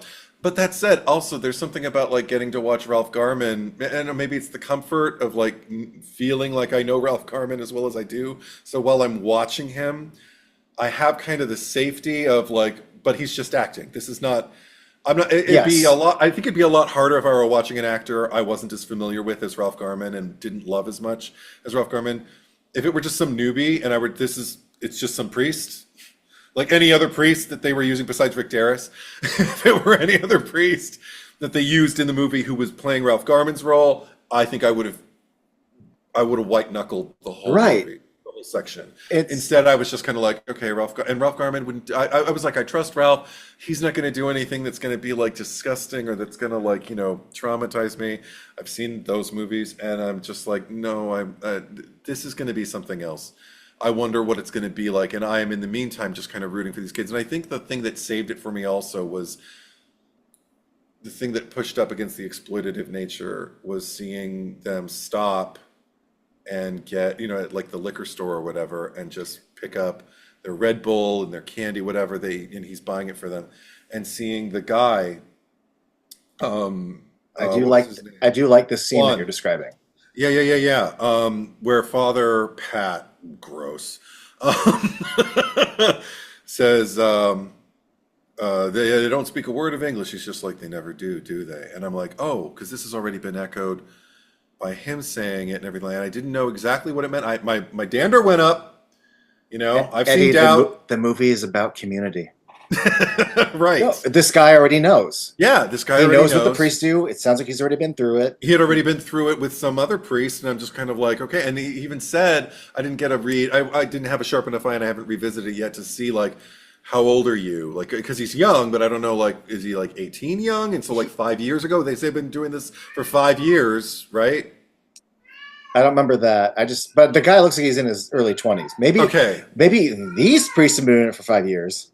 Yeah, right. What about Because other congregations? Father Pat full on says, I can't remember if it's 5 years, 6 years, something like that. But we've been Well, doing it for like, this long, I taking mean, field trips and everything. and I get the impression he's from that church, but maybe he's only been participating in the hotel shenanigans for 5 years, but it's been going on at that motel for many years more. Who knows? Right. So, but the thing was, I remember even just prior to that, like the introduction of the line, like, I've got some friends of mine I want you to meet. I was like, oh no. Because already I hear a priest taking two children out, on a camping trip. I'm like, no. What? Then he says that. I'm like, oh no. But then I see that guy and I'm just like, okay, something's going to happen. And I hope this Yeah. guy is in on it. He wasn't, but I kind of hoped he would be. But at least he coached. It was Elicio and Ernesto, the two little Cuban boys, um, spoke to them in Spanish and told them, like, oh no, he just pointed, didn't he? I think he just pointed to the engraved Kilroy was here, and I Yeah. think he told them in Spanish, like, say it three I times think or he something said, like that. yeah, I can't remember if he says the word Kilroy or just points to the And drawing. just says say it three But he times, says I say it think. 3 times and then he protects the Ninos or something. Right. And I was just kind of like, Or okay. he helps the Ninos, I think. So at least there was a light at the end of the tunnel. Now that's where we get into kind of like more of a once upon a time in Hollywood scenario, because when we got to them like being in the tents and they're both in one, so that means obviously that he's going to be in the other one. Took a while to get there, but we get there. But even as it's happening, like the Father Pat's bravado and his kind of like self-assuredness and everything, I was like, I started thinking as it was happening, I was like, I don't know if there's a way you can end this that's gonna make, Kilroy killing him satisfying for me. There's been damage done for years. Why are these two boys the first ones to have any kind of a chance at anything? Because Yeah, because yeah, go on. Kilroy had never been called before, even though that guy seems No, to be aware. And I almost now Jesus, Eddie, now I feel worse I because that know. guy had been through it, Yeah, but probably didn't learn about no, Kilroy from South Florida until way after. yeah. Yeah. And also because Kilroy doesn't just see, it'd be one thing if he just took out Father Pat. But he But goes he and takes out, and again, there's a part of me that's gratified by that because I'm like, yeah, take them all out, stop it, where it, in its tracks. But even when they leave, this is when you start dealing with subject matter like this, an attention to detail. You can't just do broad strokes because Mhm. I remember seeing as all the children are running away and everything like that. There is still a priest wandering around like on like the terrace or something, kind of like what the fuck is going on? So I'm like, so I mean, we haven't really solved the problem. We've prevented horrible things from happening to a lot of kids. Hopefully, it prevented from all Mhm. of them. But even that, my mind is going kind of like, and then I get into the like, but this is something that it's like the rule about Superman initially in the first run of comics. It's like let's not have Superman deal with any real tragedies that were any world news kind of like things he can't fight in World War II. He can like he can help, but we can't like be specific about like a particular battle that he's going to go in and intervene because there are real people like risking their lives Mhm. and everything like that. We'll do all the racist shit we we do but in World War II, because if you look at some Superman comics back then, oh my God, Batman, Superman, all my boys, and I'm like, no, anyway, it's not their fault. Anyway, I'm watching this and I'm just kind of like, but this is like going on, and I won't dwell on it, but I'm just like, it's really laws aren't getting more stringent. Let's just put it Mhm. that way. Oh yeah. So yeah, so I'm just kind of like, okay, so I'm not really, I'm back at like watching Sharon Tate walk back Yeah. into her house going like, yeah, but she didn't. Yeah. I know I know what you mean. I hear Yeah, what you're saying. yeah. So And sad. because and I just come my and that's your angle, and we're both kind of we both have our thing. Your thing is my thing is just like I appreciate, just like I appreciate, what if Sharon Tate, survived and we killed these fucks instead, Right, but right, like right, right, right, right. on paper, yes, I am anti priests, doing things to children. Oh, On Jesus, paper, yes. do I like the fantasy of someone killing these fucks for doing that? Yes. Sure, on paper, and and execute, and I'm no more than on paper, but like, but am I ready to see someone tell that story over the course of like 10 to 12 minutes?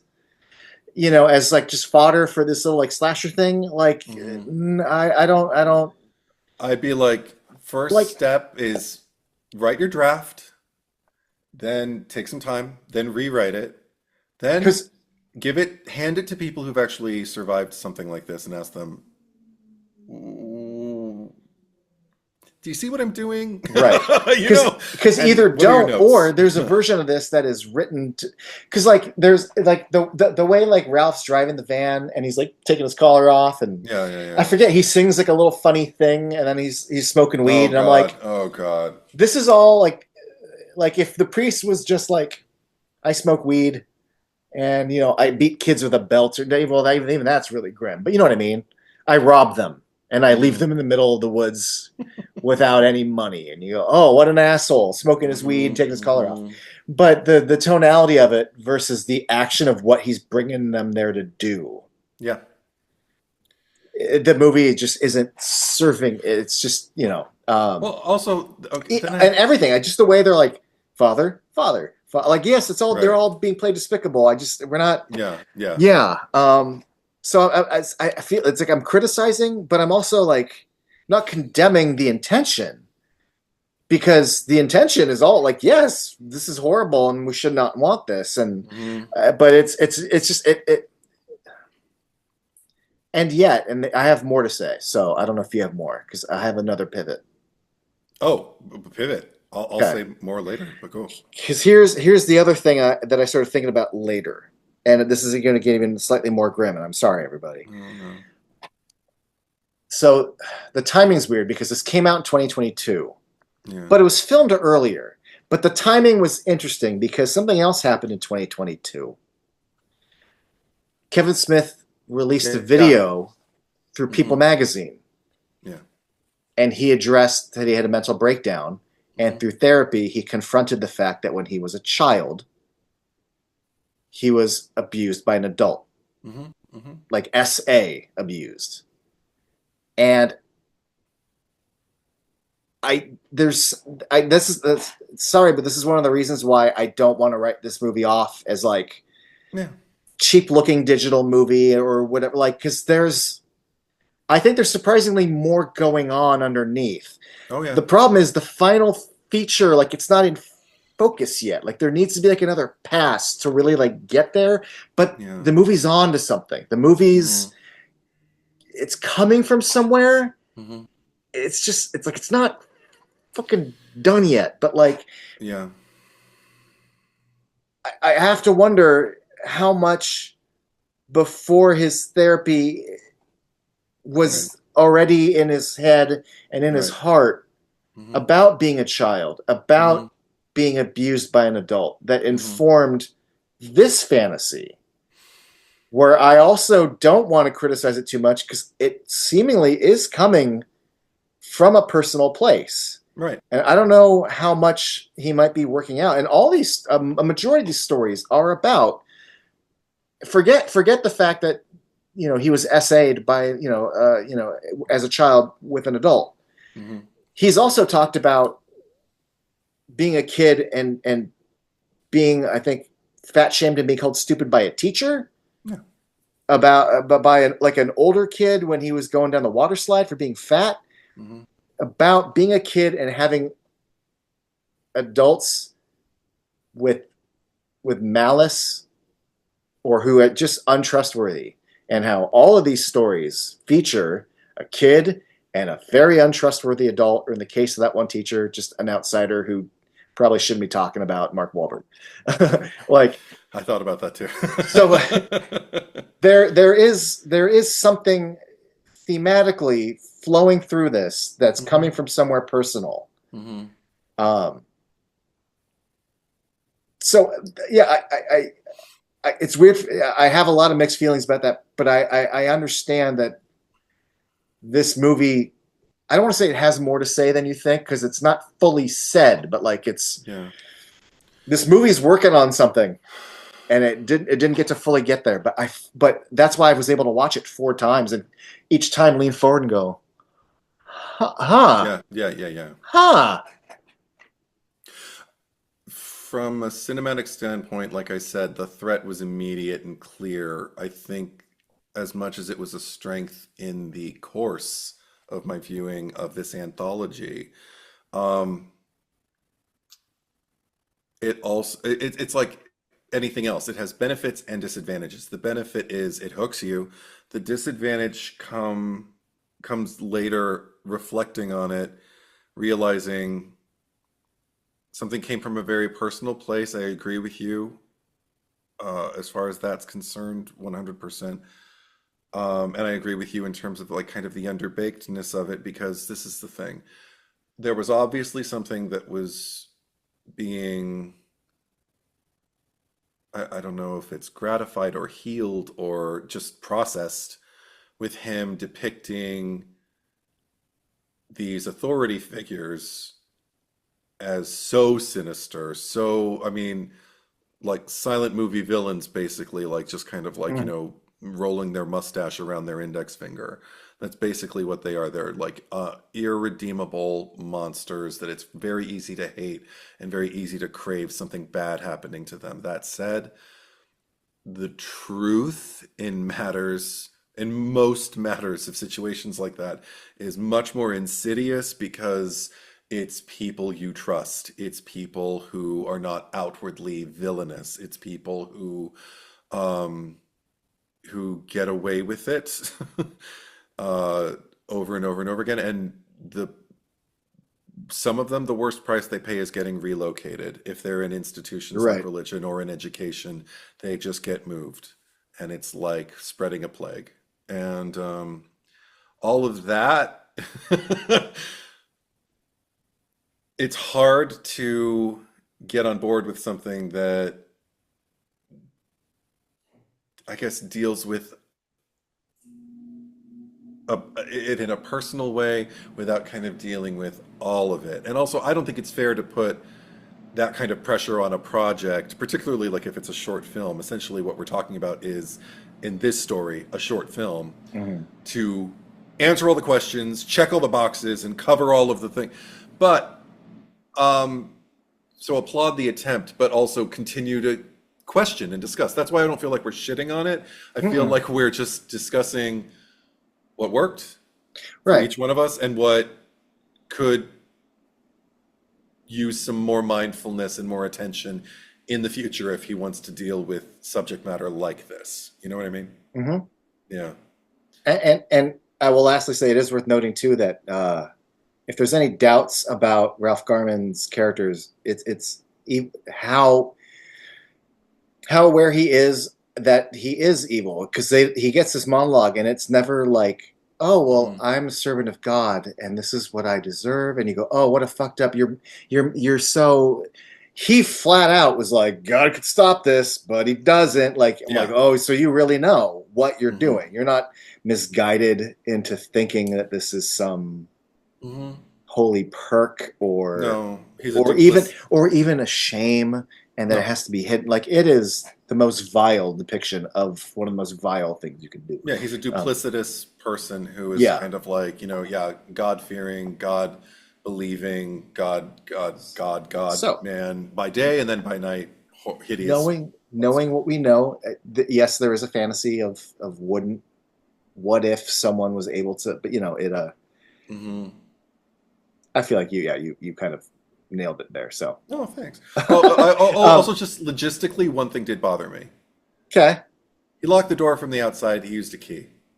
Was there something I missed on the inside, that there was no deadbolt, that they couldn't just open the door?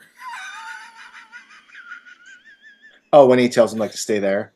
Oh yeah, because they say he locked the door and that the window he locked blockaded. the door, but there's never like a shot of like the door being locked only from the outside and only being able to be locked or unlocked from the. And also, if that's the case, then how does he keep people from coming in when he's in there? Just the logistical thing, like that. Did we forget how locks work? I didn't. It's funny. I didn't think about that, but I did think about something. I wasn't even going to bring it up. It's so minor. I actually had to rewind the movie and watch it because he lets the boys in. Yeah. I see him close the door, and then when they go and they get seated, you hear the sound of a door closing.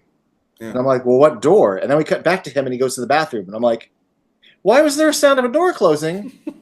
Let me rewind. Did he leave the door open or something? And then I go back, and nope, they go in, he closes the door, and then a few seconds later, sound effect of door closing. And I was like, yeah. Huh? Oh, and it's kind of unseemly, but it was unclear. So all I need is a yes or no, or an I don't know. But he talks about like the pajamas he's going to have them like wear. He wants them to get changed. Was he going to dress them up as altar boys? That's what it looked like. Okay, that's what it looked like, and I was just kind of like, but that doesn't really make any sense. But okay. Well, I'm only saying that now. I always thought what he's taking. I thought he was taking out like with the like, I don't know, when the priests wear a fucking dress, because they're fucking wearing dresses. Yeah. He pulls something out. I thought it was for him, right? Yeah. But he said that he's got like some special pajamas that they're going to wear. So he wanted them to get out and get changed. And I was right. I think if he's putting on his robes, then they're going to fancy dress. Yeah, then they're going to probably be okay. Yeah. Gross. Like again, it's gross. Let's move on. The only okay. one other thing that I did appreciate, or not even appreciate, but I felt like, okay, I get where you're going. Has nothing to do with this, but just in terms of, I guess, the mentality of a kind of person, I was like, Kevin Smith, I see you. He used a term that I think was a real hot topic, probably not in 2014. I don't know exactly when this was shot either. But 2017 and 2018. Oh, 2017, okay. That makes more sense. Because post-2016, the term shithole countries came up. We'll get to that. Yeah. And I was just kind of like, oh, I see. Okay. Whatever you're feeding your audience, Kevin Smith, is still it's still consumable in terms of the affiliation with a person who can have this kind of recklessness with other people's safety and their role as an authority figure, and the way they see the people who they condemn and where they come from. I don't know. I just kind of felt like, oh, yeah, I see you. I see you. Oh, there's a lot to see in this. We'll let's talk about the fourth one, and then maybe we'll come back to all the things you can see. Cool. But also, yeah, they mentioned that they found the family, like, I think under a bridge or under an underpass. Oh, yeah. And that the parents were in like a center. Right. And the kids were in the company of the church. But the kids say, oh, our parents are home, which means, I'm like, oh, does that mean someone told you that mommy and daddy were sent home? Do you not know that they're in a detention center in the U.S.? Like, do you I didn't even think about that? Oh, no, I'm not going to be able to sleep tonight. Anyway. You're welcome. Or is the center, have they already been sent home? But why are the kids still there? I don't know. Either way, it's a mess. But so were things in real life. I don't need to think about it anymore. Let's move on. So here's where things get interesting to me. This gets interesting. Oh, yeah. Because instead of cutting back to Harley, but bam, we just cut to this new story. Yeah. With no introduction. Which makes me, and the fact that, like, I know he went back, like, I think 2 or 3 times to film the movie, but he filmed this in 2018 with Chris Jericho. Mm-hmm. And I know he hit it off with him, like, well, you're going to be in Reboot. And I love that, like, between this and Reboot, he plays, like, the shittiest people. Because he's the KKK guy in Reboot. Right. And here he's like a, an online, and I know this is like a thing, like, there are, like, pedophile hunters who have, like, social media or Twitch streams or, whatever. So this isn't something that's new. But the fact that, like, he shot this with Chris Jericho separately, it really felt like, at least to me, that not only was this an addition, but it was addition after whatever unit you were shooting with the house, with the little girl and Harley and her boyfriend, was wrapped months ago, and we can't go back, or Harley can't fly back. So there is no intro because you thought of this later and you couldn't, for whatever reason, shoot the intro. I wondered, what the fuck am I watching? It feels jammed in there. It really does. And not only is it jammed in there, it hardly has fuck all to do with Kilroy. I know. It's just a short. It's just a short, and could have ended it before Kilroy came in, and it would have been satisfying. So, first of all, my first note, and this is, I have some petty fucking notes, but sometimes the little things piss me off. I get you. You're all watching this at home. Let me switch it up right now. You're watching this right now in 1.85 to 1. It's pretty standard scope. Now, sometimes we go 2.35 to 1. It's wider, and when you see it at home on a widescreen TV, there's little black bars on top and bottom.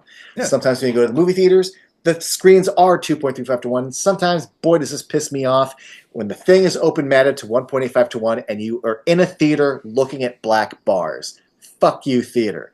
But that's what we're doing. A movie, it should always work within its framework. Uh-huh.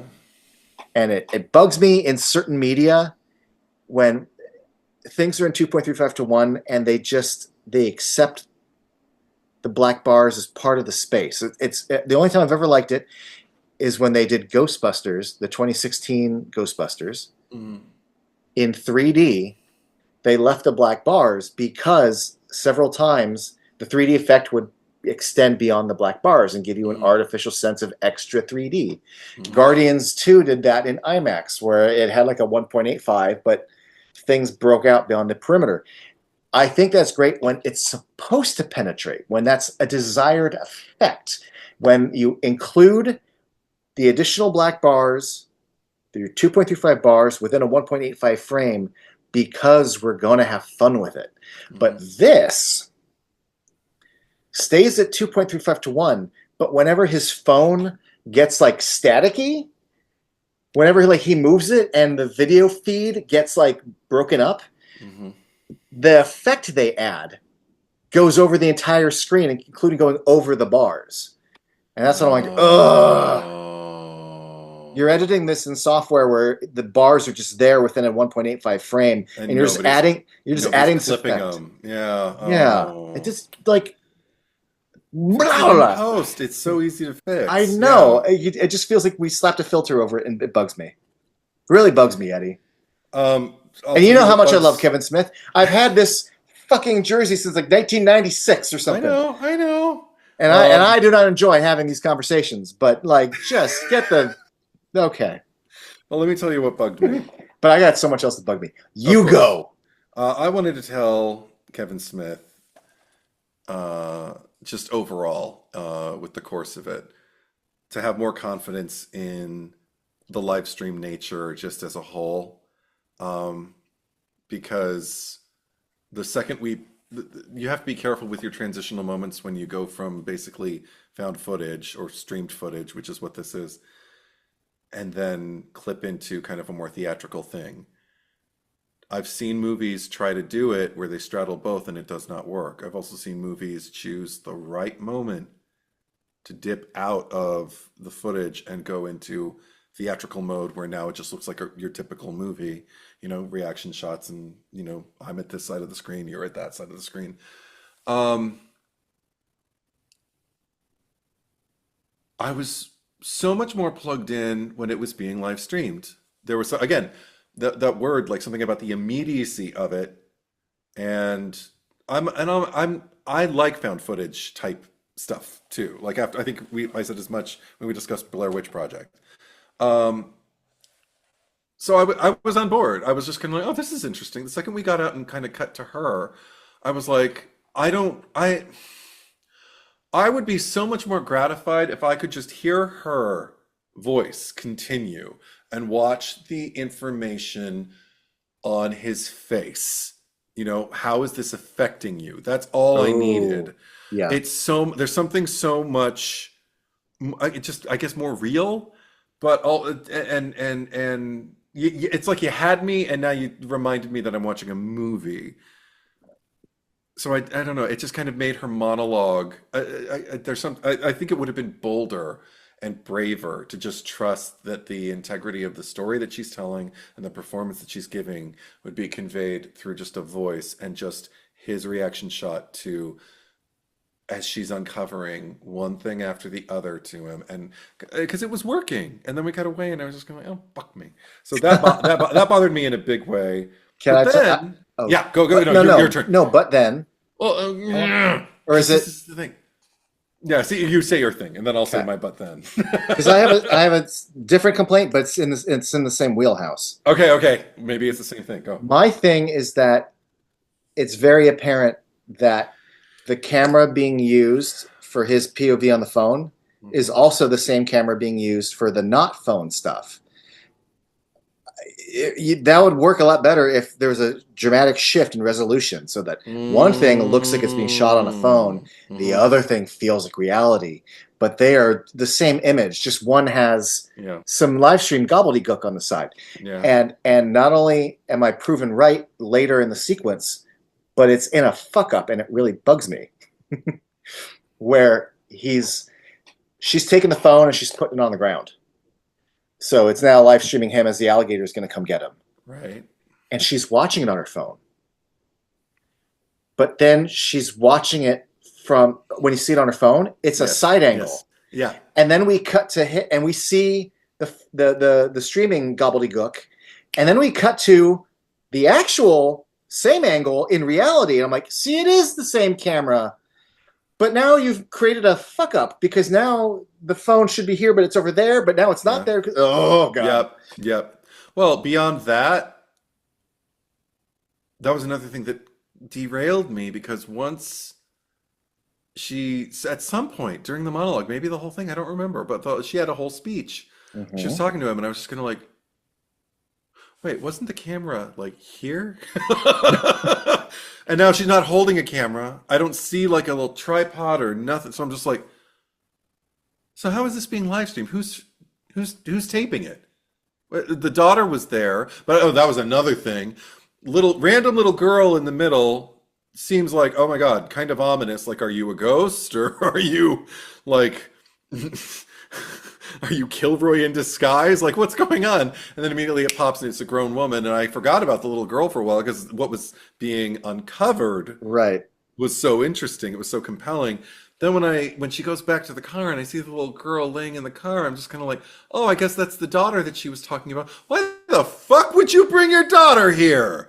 Like what? The only thing I think is that, and it's kind of loose and sketchy, is that she used the daughter to lure the gator hater, and she lured him because first she put up a missing sign.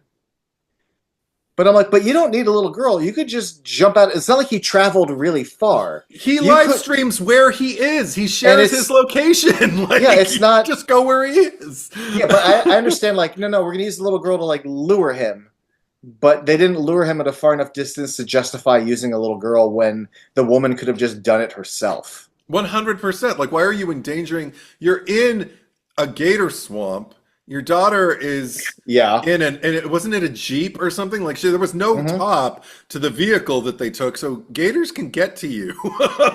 Like, and she's just all curled up asleep. Yeah. And it's all very flimsy, just like, well, he would go to her because we're gonna put a missing sign on this board and just hope that he happens to be near that thing to look at the sign, in order to recognize the girl enough that when I put my daughter out there, he'll recognize her. Like, no, that's... No, and again, kind of like what you said before with the laying out of, like, the backstory for Kilroy, if you're not going to use any of that later, like, because also we just came off of the thing where there's child endangerment, don't need any more child endangerment in that vein. Yet, if the guy... It took me a while when I was watching the Gator...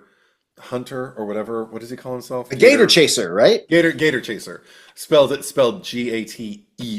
I did appreciate that because I'm like, oh, he's a dumbass. But anyway, but if what you're saying is that there are people who literally like go out to try and trap pedophiles and everything like that, okay, and if he's equating being gay with being some kind of sexual deviant, okay, I get that.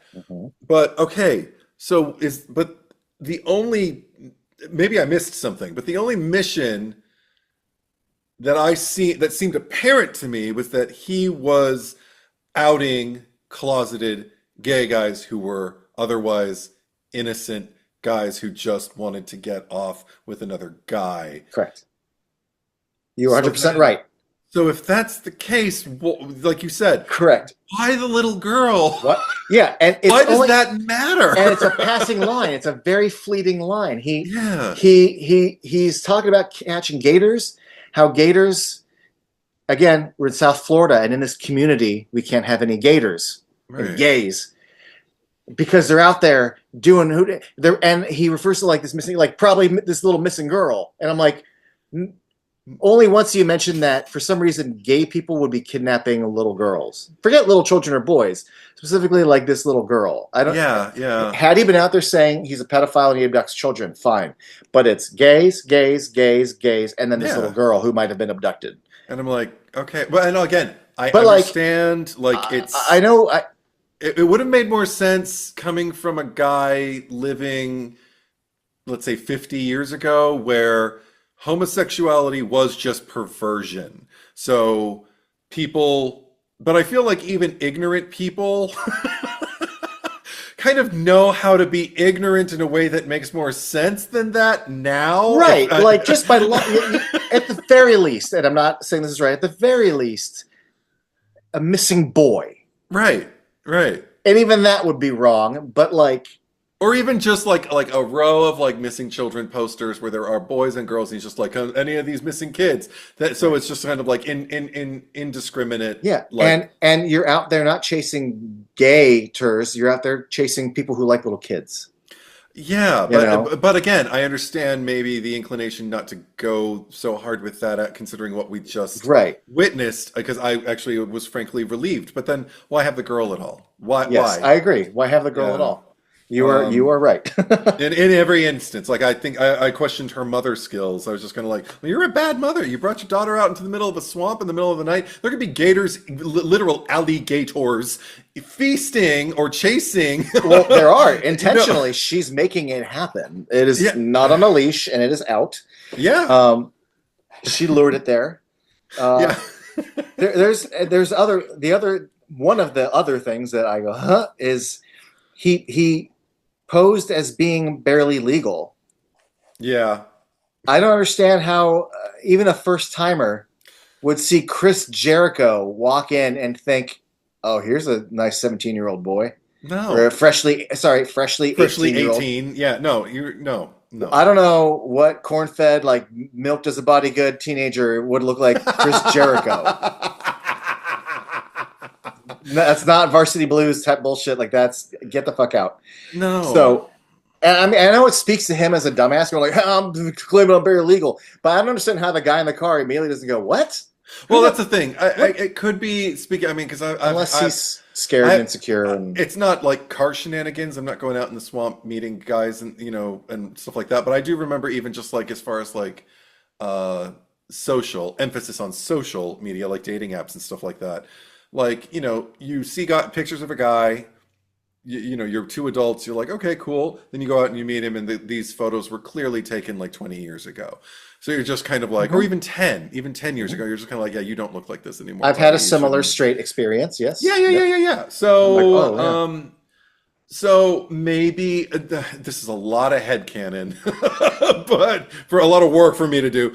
But because I didn't even think, I just kind of watched, and I tried to glom onto like the innocence of the guy, thinking he's got this chance, this gateway to like something that could conceivably be like a real good experience for both of them. And I'm just kind of like, oh, you poor guy, get out of there. I mean, his ignorance should be, but you're a first timer and whatever, or you're saying you are. I rarely believe it when they say they are, but I just kind of felt like maybe he thought the guy lied because he was insecure about being no longer being barely legal, and that actually made the guy feel safer because I'm with another adult. So maybe, I don't have to feel guilty about it because it's not like some kid who has no experience or, who knows, but some kid who I'm, going to have like a moral question, like, you're 18, but, only just. Like, oh no, you're clearly like a guy. Maybe I can just kind of relax a little bit now. I don't know. I'm already. I feel like I'm working harder. Yeah, than the screenwriters did. But I love both in the podcasting and in real life when you do that. I love it no matter what. Sometimes I'm amused and agree with you, and sometimes I'm fascinated that I'm like, oh god, listen to you go. Like, yeah. Sometimes you justify some bullshit. Oh yeah, and it is fascinating to watch your brain. I remember our conversation after Suicide Squad. I remember. And there's been a few others, where I don't buy the action of something, and you will kind of explain to me. I think there was a lot I bumped into with like the way Devon Sawa acts in Final Destination. You're like, well, no, he's in shock, and now he's focused. He doesn't have time to grieve, and I'm like, why isn't he grieving? He can't grieve. And I'm like, no, but okay, So anyway, I love watching your wheels spin about, and sometimes I think it, and in this case, I'm like, oh, this is actually fascinating. I want to hear more. Go on. So, however, forget the barely legal thing. Yeah. The other thing is he gets in the car, and you don't see his hand because it's POV, but like the phone is out. Yeah. And the phone is out. Yeah. And then it's just sort of down and out and pointed upwards towards the guy. Yeah. Now, part of me tried to pull an Eddie and go, okay, well, maybe it's not his phone. Maybe it's like a secret hidden camera. But at no point do we switch over from devices. There's no switch over. Had there been a switch over, I could have got behind that. Then part of me thought maybe he's holding the phone like this, with the screen not showing, so maybe he just thinks he's holding a phone in his hand. But we then later establish when the mother gets his phone that he is holding it selfie style. So there's no way he gets in that car without the other guy seeing a phone live streaming in his lap, comments going pointed up, at him. Yeah. And only when he starts going for Chris Jericho's junk does he go, hey, what's that? Yeah. Because the amount of distance your head travels from here to there, we're talking about maybe a foot or two. Only then would you see the phone. I call bullshit. Maybe, and I don't believe this, but you're staring into his eyes. No, maybe he took the brightness from the screen and took it all the way down. So even though he was in, I mean, I would still be. You're doing the work. Yeah. But Devin Sawa is just very focused.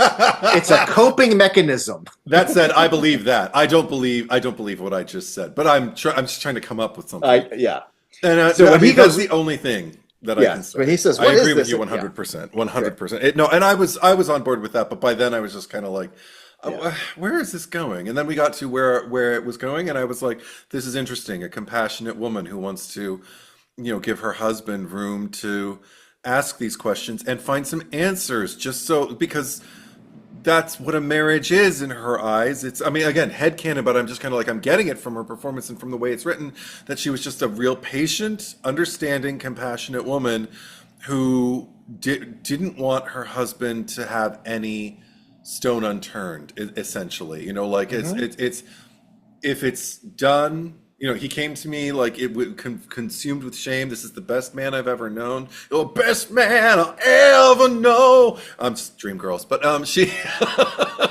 but she took the most interesting path, a character in that, or let's put the least worn path a character in a predicament like that has taken, as far as like a screenplay is concerned. Like, she opened the door for him. And let's see, and then we'll deal with. And whatever. In South Florida, of all places, real progressive lady. So, super cool. I don't even know if I have that muscle to flex in myself. If it were a similar situation with me, where a guy's just like, I feel like I've got these questions, and I'd be like, well, then I'll send you off with love. I don't know if I can do this. So I'm like, it's interesting. It makes her a real interesting person. It does. Too bad that she's a dumb mom. Can I ask you a question? Please. I'm following her monologue. I found out what he's into. Let's see if we can. Yeah. But how do you feel about when she goes, I picked out a guy for him. He didn't pick a guy. Me, the wife. I went on a gay app and I found someone who seemed nice, and obviously he's lying on the thing. But do you bump into or have any opinion on the fact that the husband had no say? That like his straight wife picked out someone for him to blow?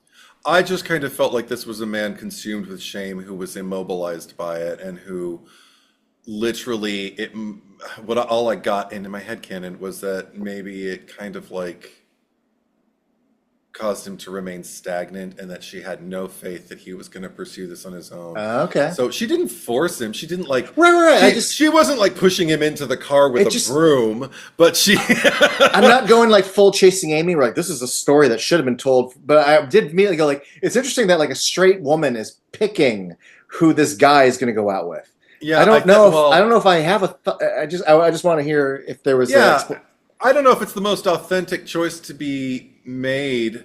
That said, what it gave me was her guilt. Yes. Oh, yeah. I know how we get there. She basically dropped her husband in the hands of this. And I get how that structurally works. Sure. I get that. Yeah. Yeah. I just wonder if there's a more realistic version where like we were on the app and we decided this guy seems nice. But then you don't have the guilt. Then you don't have her driving. Yeah. You don't have her. Because this is a person who is so humiliated by the internet, which, it exists, but it doesn't. Yeah, I mean, knowing his business and the town and him losing his job and all that. And that was another thing that just kind of raised more questions for me. I was like, well, wait, what did he do? So why did they fire him? Unless he came out, he has interests, and then he picked a guy that he picked a guy that he felt he could trust, and then she finds out who that guy was, and now it's not about guilt, it's just about vengeance. Like, you're the guy who killed my husband. He picked you, he thought your profile looked nice, and you're a piece of shit. I feel like it loads it less. I feel like for her to do what she's doing, It's not just vengeance, it's guilt. It makes more sense if it's, I thought I was sending him off to someone who was going to be as compassionate and understanding with him as I was, and that he was going to have a path toward self-realization of his identity, because it is a process, it's not a destination. I and I put him in the hands of the man who only reinforced his shame, doubled down on it, laughed about it, and is continuing to ruin the lives of people like this every day. It's almost like it's her Batman origin story, you know? Because yeah, it's not. Well, because also that's the thing. It's a difference between like Batman as a boy witnessing someone else's parents getting killed and going like, I must avenge, and having his own parents being lost and feeling guilty about that because he's the reason they went down crime alley, kind of thing. Like if you load it as much as possible, and we're talking about Kevin Smith, who knows more about Batman than him, right? So I feel like, yeah. So I mean, again, it's especially the original Batman Forever version where the Schumacher cut, where the book said. Right. And it was Dad's journal going like, "Oh, Bruce wants to go to the show. We weren't going to go out, but Bruce really wanted to go." Right. Or the Batman Begins, where we learned that it's just kind of like, I'm afraid of the bats on stage. We left the theater. Yeah, that kind of thing. So that said, you're making me realize I think it might have been a more effective, an origin story or whatever, toward her vigilante or pursuit for vigilante justice if it had been in a comic book. I think it might have felt more plausible, all of it. Because something about being on the page, you can simplify these things. But you'll just sometimes be like, damn, she went through the ringer, you'll just absorb it. She is vengeance. She is vengeance. She is the knight. But I think the thing that really bothered me. Let's go, because I know where you're going. Was like you said, because here we've got this like, pretty satisfying course that it takes. That was another thing. Well, I have two things, and this is another thing. This is a point where the theatricalness of it really bothered me, because the alligator is so clearly CGI, and I'm just like, if we had been in like handheld and it had been in the shadows and we could just kind of see it, or even that's because that occurred to me while I was watching it. I was like, I am rewriting this movie or storyboarding it in my head for an alternate version that I think would have been great. Have the alligator, Michael Myers the shape, in the shadows behind him, and just have her telling him the story, and at a certain point we just start to see something coming from behind him in the shadows. It can be CGI, but if it's CGI in the darkness behind him, it won't be as clear, hopefully. But then have it come here, and at a certain point, after she's given him all of the stuff that she's given him, he can say like, you're crazy, you can't do this, and it's just like, Gator's right behind you.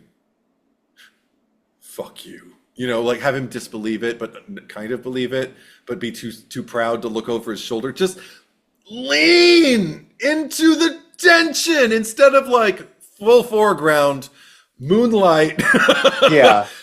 CGI Gator, because now I'm not scared anymore. And then model. Well, what's funny that you're okay, because I didn't like. It's clearly CG, but it's not the worst CG I've ever seen. And also, we only cut to it very briefly, so I'm not lingering on it and going, "Oh my god!" Like it's not like Octoshark versus Incredigator or some bullshit like that. Like whatever. The first shot, there was a question mark over my head. Then after that, I knew for sure. I was like, My problem is, kind of like with Cordelia. Yeah.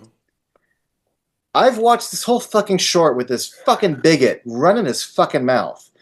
All I want to see is watch this fuck die. Mm-hmm. And they stay on the shot of just his death is happening off camera, and you just kind of see him screaming, and then we cut to her like on the phone watching, and I'm like, you don't even show me him dying? You actually leave the camera on his face and have it all happening off camera? What a cop-out. Bummer. And after you have him covered, basted in chicken water, and then she stabs him in the balls, and he's I just want to see it. I want to see him go for the balls now. And you can't even rely on the justification that like, well, it's found footage, you're locked into that angle, because you've established that you can cut away from the found footage. So please show me the CGI thing just chomping on his leg. I don't care, but like I wanted to, like, I was robbed of a comeuppance, and then given a comeuppance I didn't fucking want right after, because that's the biggest problem with this. Is a twofold. I think it's twofold. One, so after Chris Joker gets killed, out of fucking nowhere, Kilroy shows up and kills her. And two, who the fuck said... Did anyone say Kilroy? Did anyone summon him? And if he's not being summoned, if he's just coming from the swamp, he'd normally be coming from the swamp to collect the child from the... Why is he there? If he didn't get called, why is he there? And then also, what are we saying here? I know. If we're killing her. Yeah. What are we saying?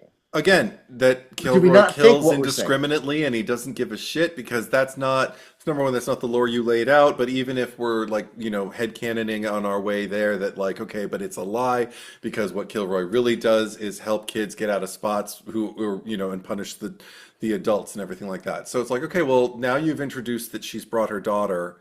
Her daughter is asleep and exposed. We have no idea what happened to her daughter while she's tied to this fucking tree. And then this gator's coming and he's going to eat her, but like, why? Is it because the daughter was put in this path? Is it because the daughter summoned Kilroy because she thought that they were just going out for a nice night in the swamp, and then she heard all this stuff about her father, and it's like, you killed him, like, because of a child mentality. I mean, you're right. There's nothing but questions in my head. I felt completely cheated when she was tied to that and the gator starts coming to her and Kilroy's standing there. I was just like, where are we? What? I can't even be afraid of it, because I can't make any sense out of it, and not even in a mysterious way where I'm just like, oh my god, it doesn't even make sense. What are the rules? Like I'm in danger because I can't figure it out. It's not that. It's more like, no, it's not that. It's more just kind of like, well, everything you said, the progression. Can I read you what I initially wrote down? Please. So no one says Kilroy. Yeah. And if he's coming out of the swamp, well, why not just go for the kid, if that's what he comes out of the swamp for? If it has a connection to kids, why would it choose to orphan that child? And then if the adult's in like the first and third story and like she's kind of weird to the kids in two, like if the kids are bad, then like why would you go after this mom? Because the mom's not evil. Like, I don't... Yeah. One thing first of all, there's no answer for any of these questions. No. But also, to me, it reeks of, not only was that this story shot later and inserted, but it also feels like this story was never a Kilroy story. And then, I don't know, put Kilroy in at the end. Yeah. 100%. Also, so the daughter's inconsequential, really. Yeah. Like, not only should she not have been, but now she's orphaned, but now we don't even know, is she dead? Is the mom evil for bringing the kid along, putting it in danger, and using her daughter, by putting her in danger, as a tool to lure this guy? And if she is, why didn't Kilroy need to be summoned? Is Kilroy... Okay, and because he does come out of the swamp, apparently.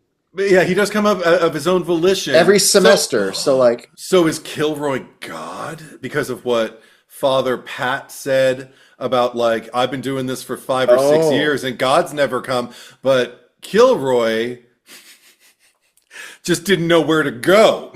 Now the kid summoned him, so now he knows. Oh, you're the asshole. I've been looking for you for a long time. I just didn't know where to go because the kids didn't summon me. But out in a swamp, that's my stomping ground. So I don't need to be summoned out here. That mom's a bad mom. Yeah, he was a shitty person, but she took care of him. Look at the danger her daughter's been put in. And then, okay. Yeah, I don't like, and I just think maybe they didn't think it. They're like, fuck it, whatever. And then he kills her. But it's like, think about what you're saying, though, by having her die. Yeah. What is this story's... Like, but like, if it's a morality play, or if you're writing lines about who's a good guy and who's a bad guy, like, what are you telling with this story? I know. So it really blows it at the end there. That nobody's safe. Ooh, I hate when. I mean, there's a way to go that bleak. This is Yeah, if it your slasher is too goofy for you to yeah, go that if bleak. because I love an unstoppable like the xenomorph. It's hatched and it just fucking consumes. Indiscriminate killer, Yeah, yes. yeah, Yeah, I like that too, but this is the thing. yeah. The world needs to be set up for that to be a thing. Yes. And again, the framework. Oh, okay, I'm not going to go into it, but just like you brought up Xenomorph, and I just remembered that the first Alien was released the year I was born, so I was like, ooh, um, like a few hours ago, and I was just kind of like, it made me just think like the way you're talking about the way that's set up. Like, not only is it just kind of like in space, no one can hear you scream, and it's an unforgiving terrain and unfamiliar terrain, but also we've set up just kind of like how corporate, entities will Mm, um, will value its own advancement over human life. And that just lending itself to the unforgiving nature that these people already find themselves in. You haven't done the work with Kilroy to answer any of my questions about like yeah. what is the nature of the world that we're in? Is it completely indiscriminate in terms of like who will not even pay a price, but who will suffer, Because Right. if it's indiscriminate, there's no price to pay. You're just going to suffer because you were there, It you seems know? like the biggest problem is that it actually ends up asking some bigger questions or touching upon bigger subjects Yeah. that for being such a, I don't know, it's like Creep Show. It's gonna be like 60 minutes. It's a light little anthology. Hee hee hee. No. It needs to either address these questions Yeah. in Yeah. another rewrite or really not go there and just be a light 60-minute little anthology. Kids skinny dipping get killed by Kilroy. Right. Yeah. Yeah. Like choose a lane. Yes. Because Um, you're trying to have it both ways I think within that's like an hour. the biggest Yeah. bullet point for it. Yeah. Now that I mean, and then the last, and then the finale, Yeah. you know. I am so confused. We already well because we already I brought mean, up like all the stuff with the stabbing of the cheating boyfriend and all of that. Yes. no, but it's here. I mean, it stretches a bit of credulity to be like, all right, so the little girl's just gonna run out the door swinging and just stab this. Okay, fine. She didn't see he was a guy. It's a guy, and then oh no, he's dead. But oh, look how twisted Harley is. But again, here's where it gets weird. Yeah. Is after he kills Harley, and you're like, oh Yeah. man, look at this untrustworthy adult.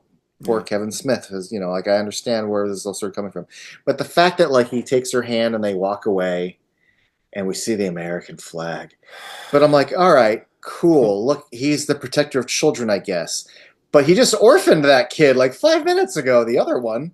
Yeah. So like that's really at odds with the imagery of him holding a little girl's hand and walking her away. And walking her away, that's her home. Where are they going? Also, She's probably more unsafe outside in Florida, fucking near the swamps. I don't get it. is he only specific to the United States? Like, I think he's specific to South Florida. so, I mean, that's the one thing that Harley does mention, or no, I think it's mentioned at the church and or by Harley that he's like our local but thing. we've seen his visage carved onto a tank in But World War that's II. again, that's the thing. But that's the thing that I don't want to say I bump Yeah. into, but like, Yeah.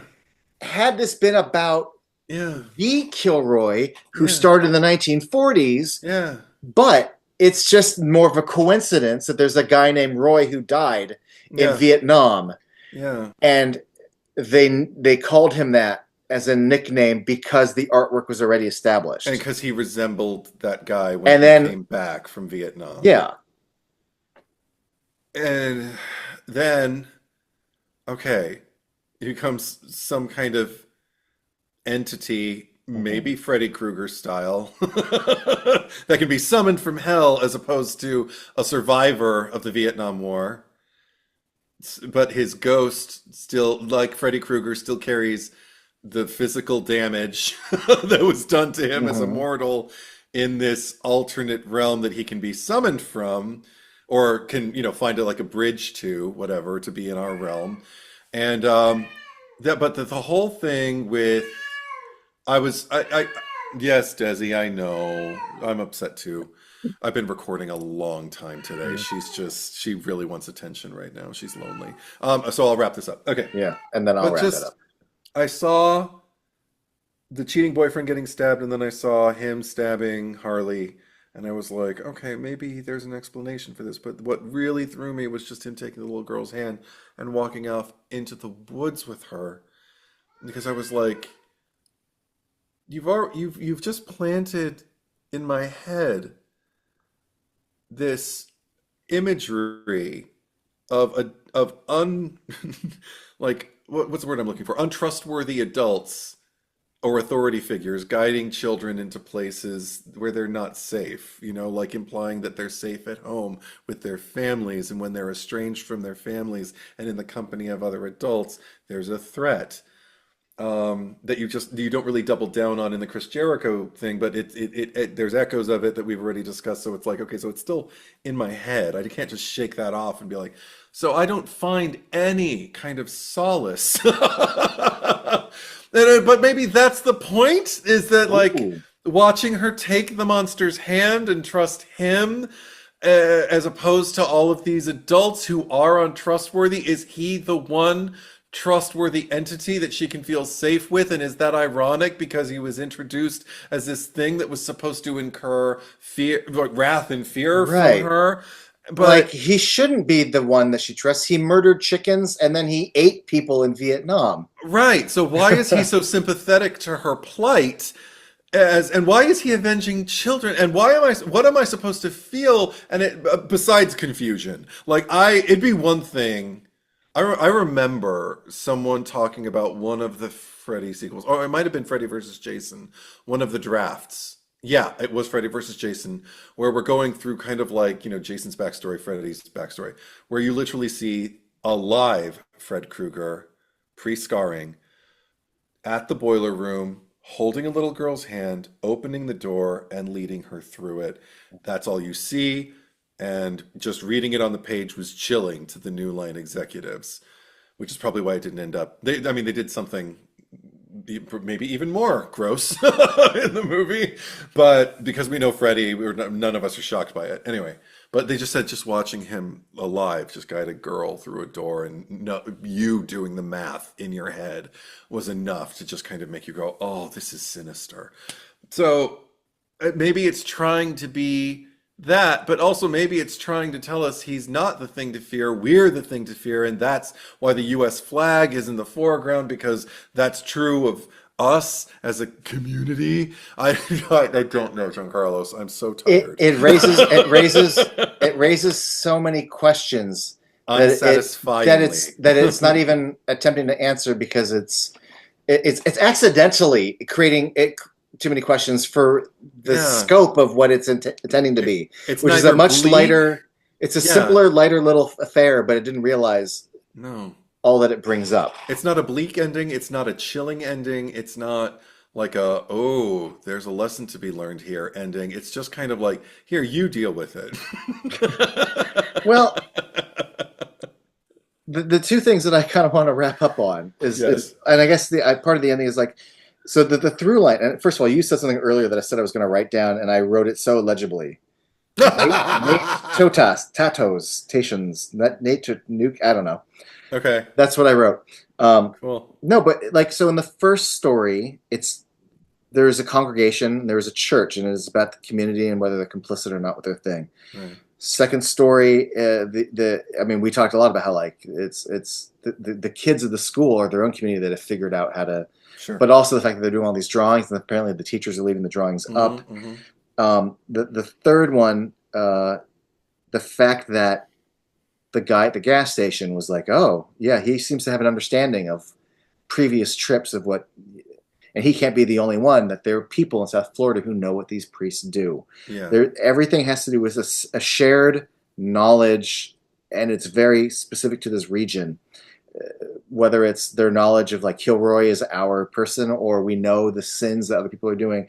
And then I just want to mention the fourth story is like might seem like it doesn't have as much, but the fact that the gator chaser claims that he's out there because he's keeping South Florida safe. Like you don't want these gay people out. I'm doing my part to protect my community from the Right. threat. So like there's always, for better or worse, all this has to do with community to a certain degree. Um, and I think he even says, I think he even says the words like, "I found that dirty gator. He lost his job or something, and he got humiliated in front of his whole community." And you're Right. like, Right. okay. Right. Right. Right. Um, Well, also just like the running script, like I mean, but it's it's community knowledge, I guess. It's just a recurring. well, and the feed, like what I get Oh yeah, community from there is just like oh the yeah. dissonance because there were people who were so on board with him, and then there were people who are condemning him, and then there are people who just want to be entertained, who just want to see what happens, and I'm just kind of like, okay, that feels like community to me, Yeah.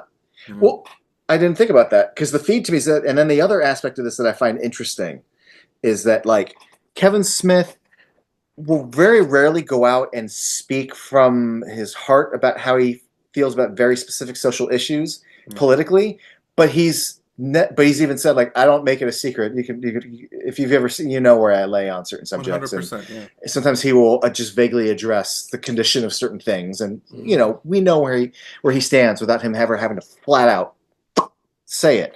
The most I feel like he's ever, whether he feels this way or not, this is the most like socio-political leaning movie he's ever made as far as ever Mm. addressing things. And I just find it really interesting that like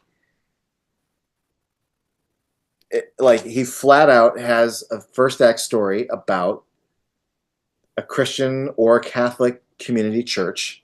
Hmm. And in this story, they're raising money for like a lie, you know. Hmm. Hmm. And I go, okay.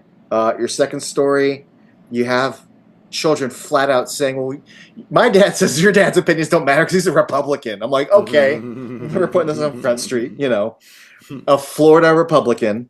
Um, and I do like the line about like my parents said, "Oh, be good, or we're going to give you to the Catholic Church." Right, right, right. So I mean, there's a lot of very pointed opinions in Yeah. the script Hmm. that definitely lean in one direction in a way that previous Kevin Smith films, no matter what side the filmmaker on, or even the text of the script is going in a direction. The fact that the third one has specifically Hmm. Cuban immigrants, Hmm. that the church is up to no good, Hmm. um, and that they're going to ship you back to your shithole country or Hmm. deport you back to your shithole country. I'm like, yeah, Mm. yeah, yeah, yeah. I see exactly.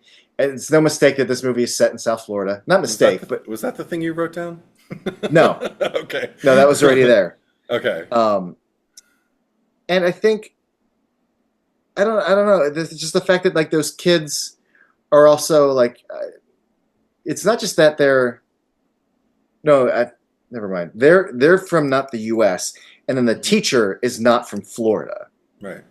And then I mean the fourth story. I mean obviously you know real life pedo chasers and all that, but also the fact that all the feed that's cheering him on. I went back and I'm like some of the names are like Maggot 2020. One of their icons is a Confederate flag, and they wrote "Drain the Mm. Swamp." Hmm. A lot of people were right when he's talking about Gators. They're just writing "Lock them up." Some of them are just pro-Nazi, pro-Klan comments. Like Yeah. if you're doing a movie about Florida, if you're doing a movie about characters condemning Republicans, the American flag with commenters saying, you know, like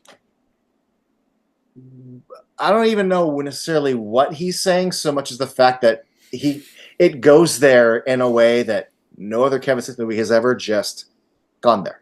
Sure. Sure. I just find that interesting. Yeah. You know what? There's actually, it's weird to think this, but I think there's an argument to be made that there's more ambiguity or ambiguity, however you prefer to pronounce it, in Red State than there is in this movie. Oh, Just in terms of like the fact that I guess it's clear when things are wrong, not so clear if that makes you irredeemable as a person because there's still ties, there's still loyalties, there's still compassion for some people. And watching them navigate that I think creates less "you're wrong and you need to die," kind of thing. Yeah. As a moviegoer, I'm just kind of like, this is a mess. Whereas I watch this and there are probably clearer delineations when there are the other ones that aren't or not like left kind of like socially ambiguous, that I'm just kind of like, oh really, it's a head scratcher. It's more like, I don't understand what the fuck that is. Anyway. Yeah, in summation, while I do, am I a little critical of the way his shorts are cut? Yeah. Do I think this movie... Two meanings. The way his shorts that he's wearing are cut, but also the way these shorts are cut. Are cut. No, but I just want to say that, like, for all the naysaying that some people have, and I get it if you paid $100 for this, but I don't think this movie is without value, and I don't say that as a Kevin Smith simp. Just listen to how much we talked about from this. Yeah. Not just the questions we had, but there is a little more to chew on than you might think on first viewing. And to me, I'm surprised. After my first viewing, I was a little disappointed, but I've come to find that this, I guess, has value. Yeah. Mm-hmm. It has value. There are things to say. It's simmering when it could be cooking. I would like to have seen it explore certain things more and other things less, but this isn't without value. I think it's surprisingly, I don't want to say like a worthwhile addition to his canon, but like, it's not something that I think should be ignored or dismissed. I think it actually belongs in the conversation. Yeah. I agree. Blind praise is great. Can be boring, and I will say one thing about, and so can just outright dismissal. I don't feel either way about this film. But I will say I was not bored. I was not bored. I had questions. I have questions, and that it's more interesting that way. I like. Yeah. I like taking it apart, examining, questioning further, hearing your vantage point and getting like, oh, I didn't think of it that way. And postulating what might have been, I'm not putting this movie up with the classics, but there are like a handful of movies that are just sort of like, over time, we've gone back to a certain director who's have like their bigger hits or whatever, and then we look at these little anomalies that are head scratchers, but like there's still stuff to chew on, and those have value, and yeah, this again, I've watched it the fourth time. I wasn't bored watching it the fourth time. Okay. Surprisingly, like it goes down easy. It's got fun performances. Yeah. I hope it streams. So yeah, someday. I mean, or physical release, dude. Whatever. Yeah, you know what a fucking Kevin Smith, his wiener, me. Oh, I would buy whatever format this comes on. If there's a stupid steelbook, I'd get it. Like, I know, and I think he'd be very flattered by you using both hands while you were miming. That's true. Because the way he tells it, it probably wouldn't be. Yeah. That's just going off what I've been told. I have no frame of reference for Kevin Smith's there. Anyway. Yeah. Thanks for sharing it with me. Thank you for joining and talking about it with me. Yeah. I think we talked about it for over double the length of it. So yeah. Nice. Until next time, I think we'll be back for Clerks 3. Is that what's next? Then yes. Yeah. Okay. Yeah.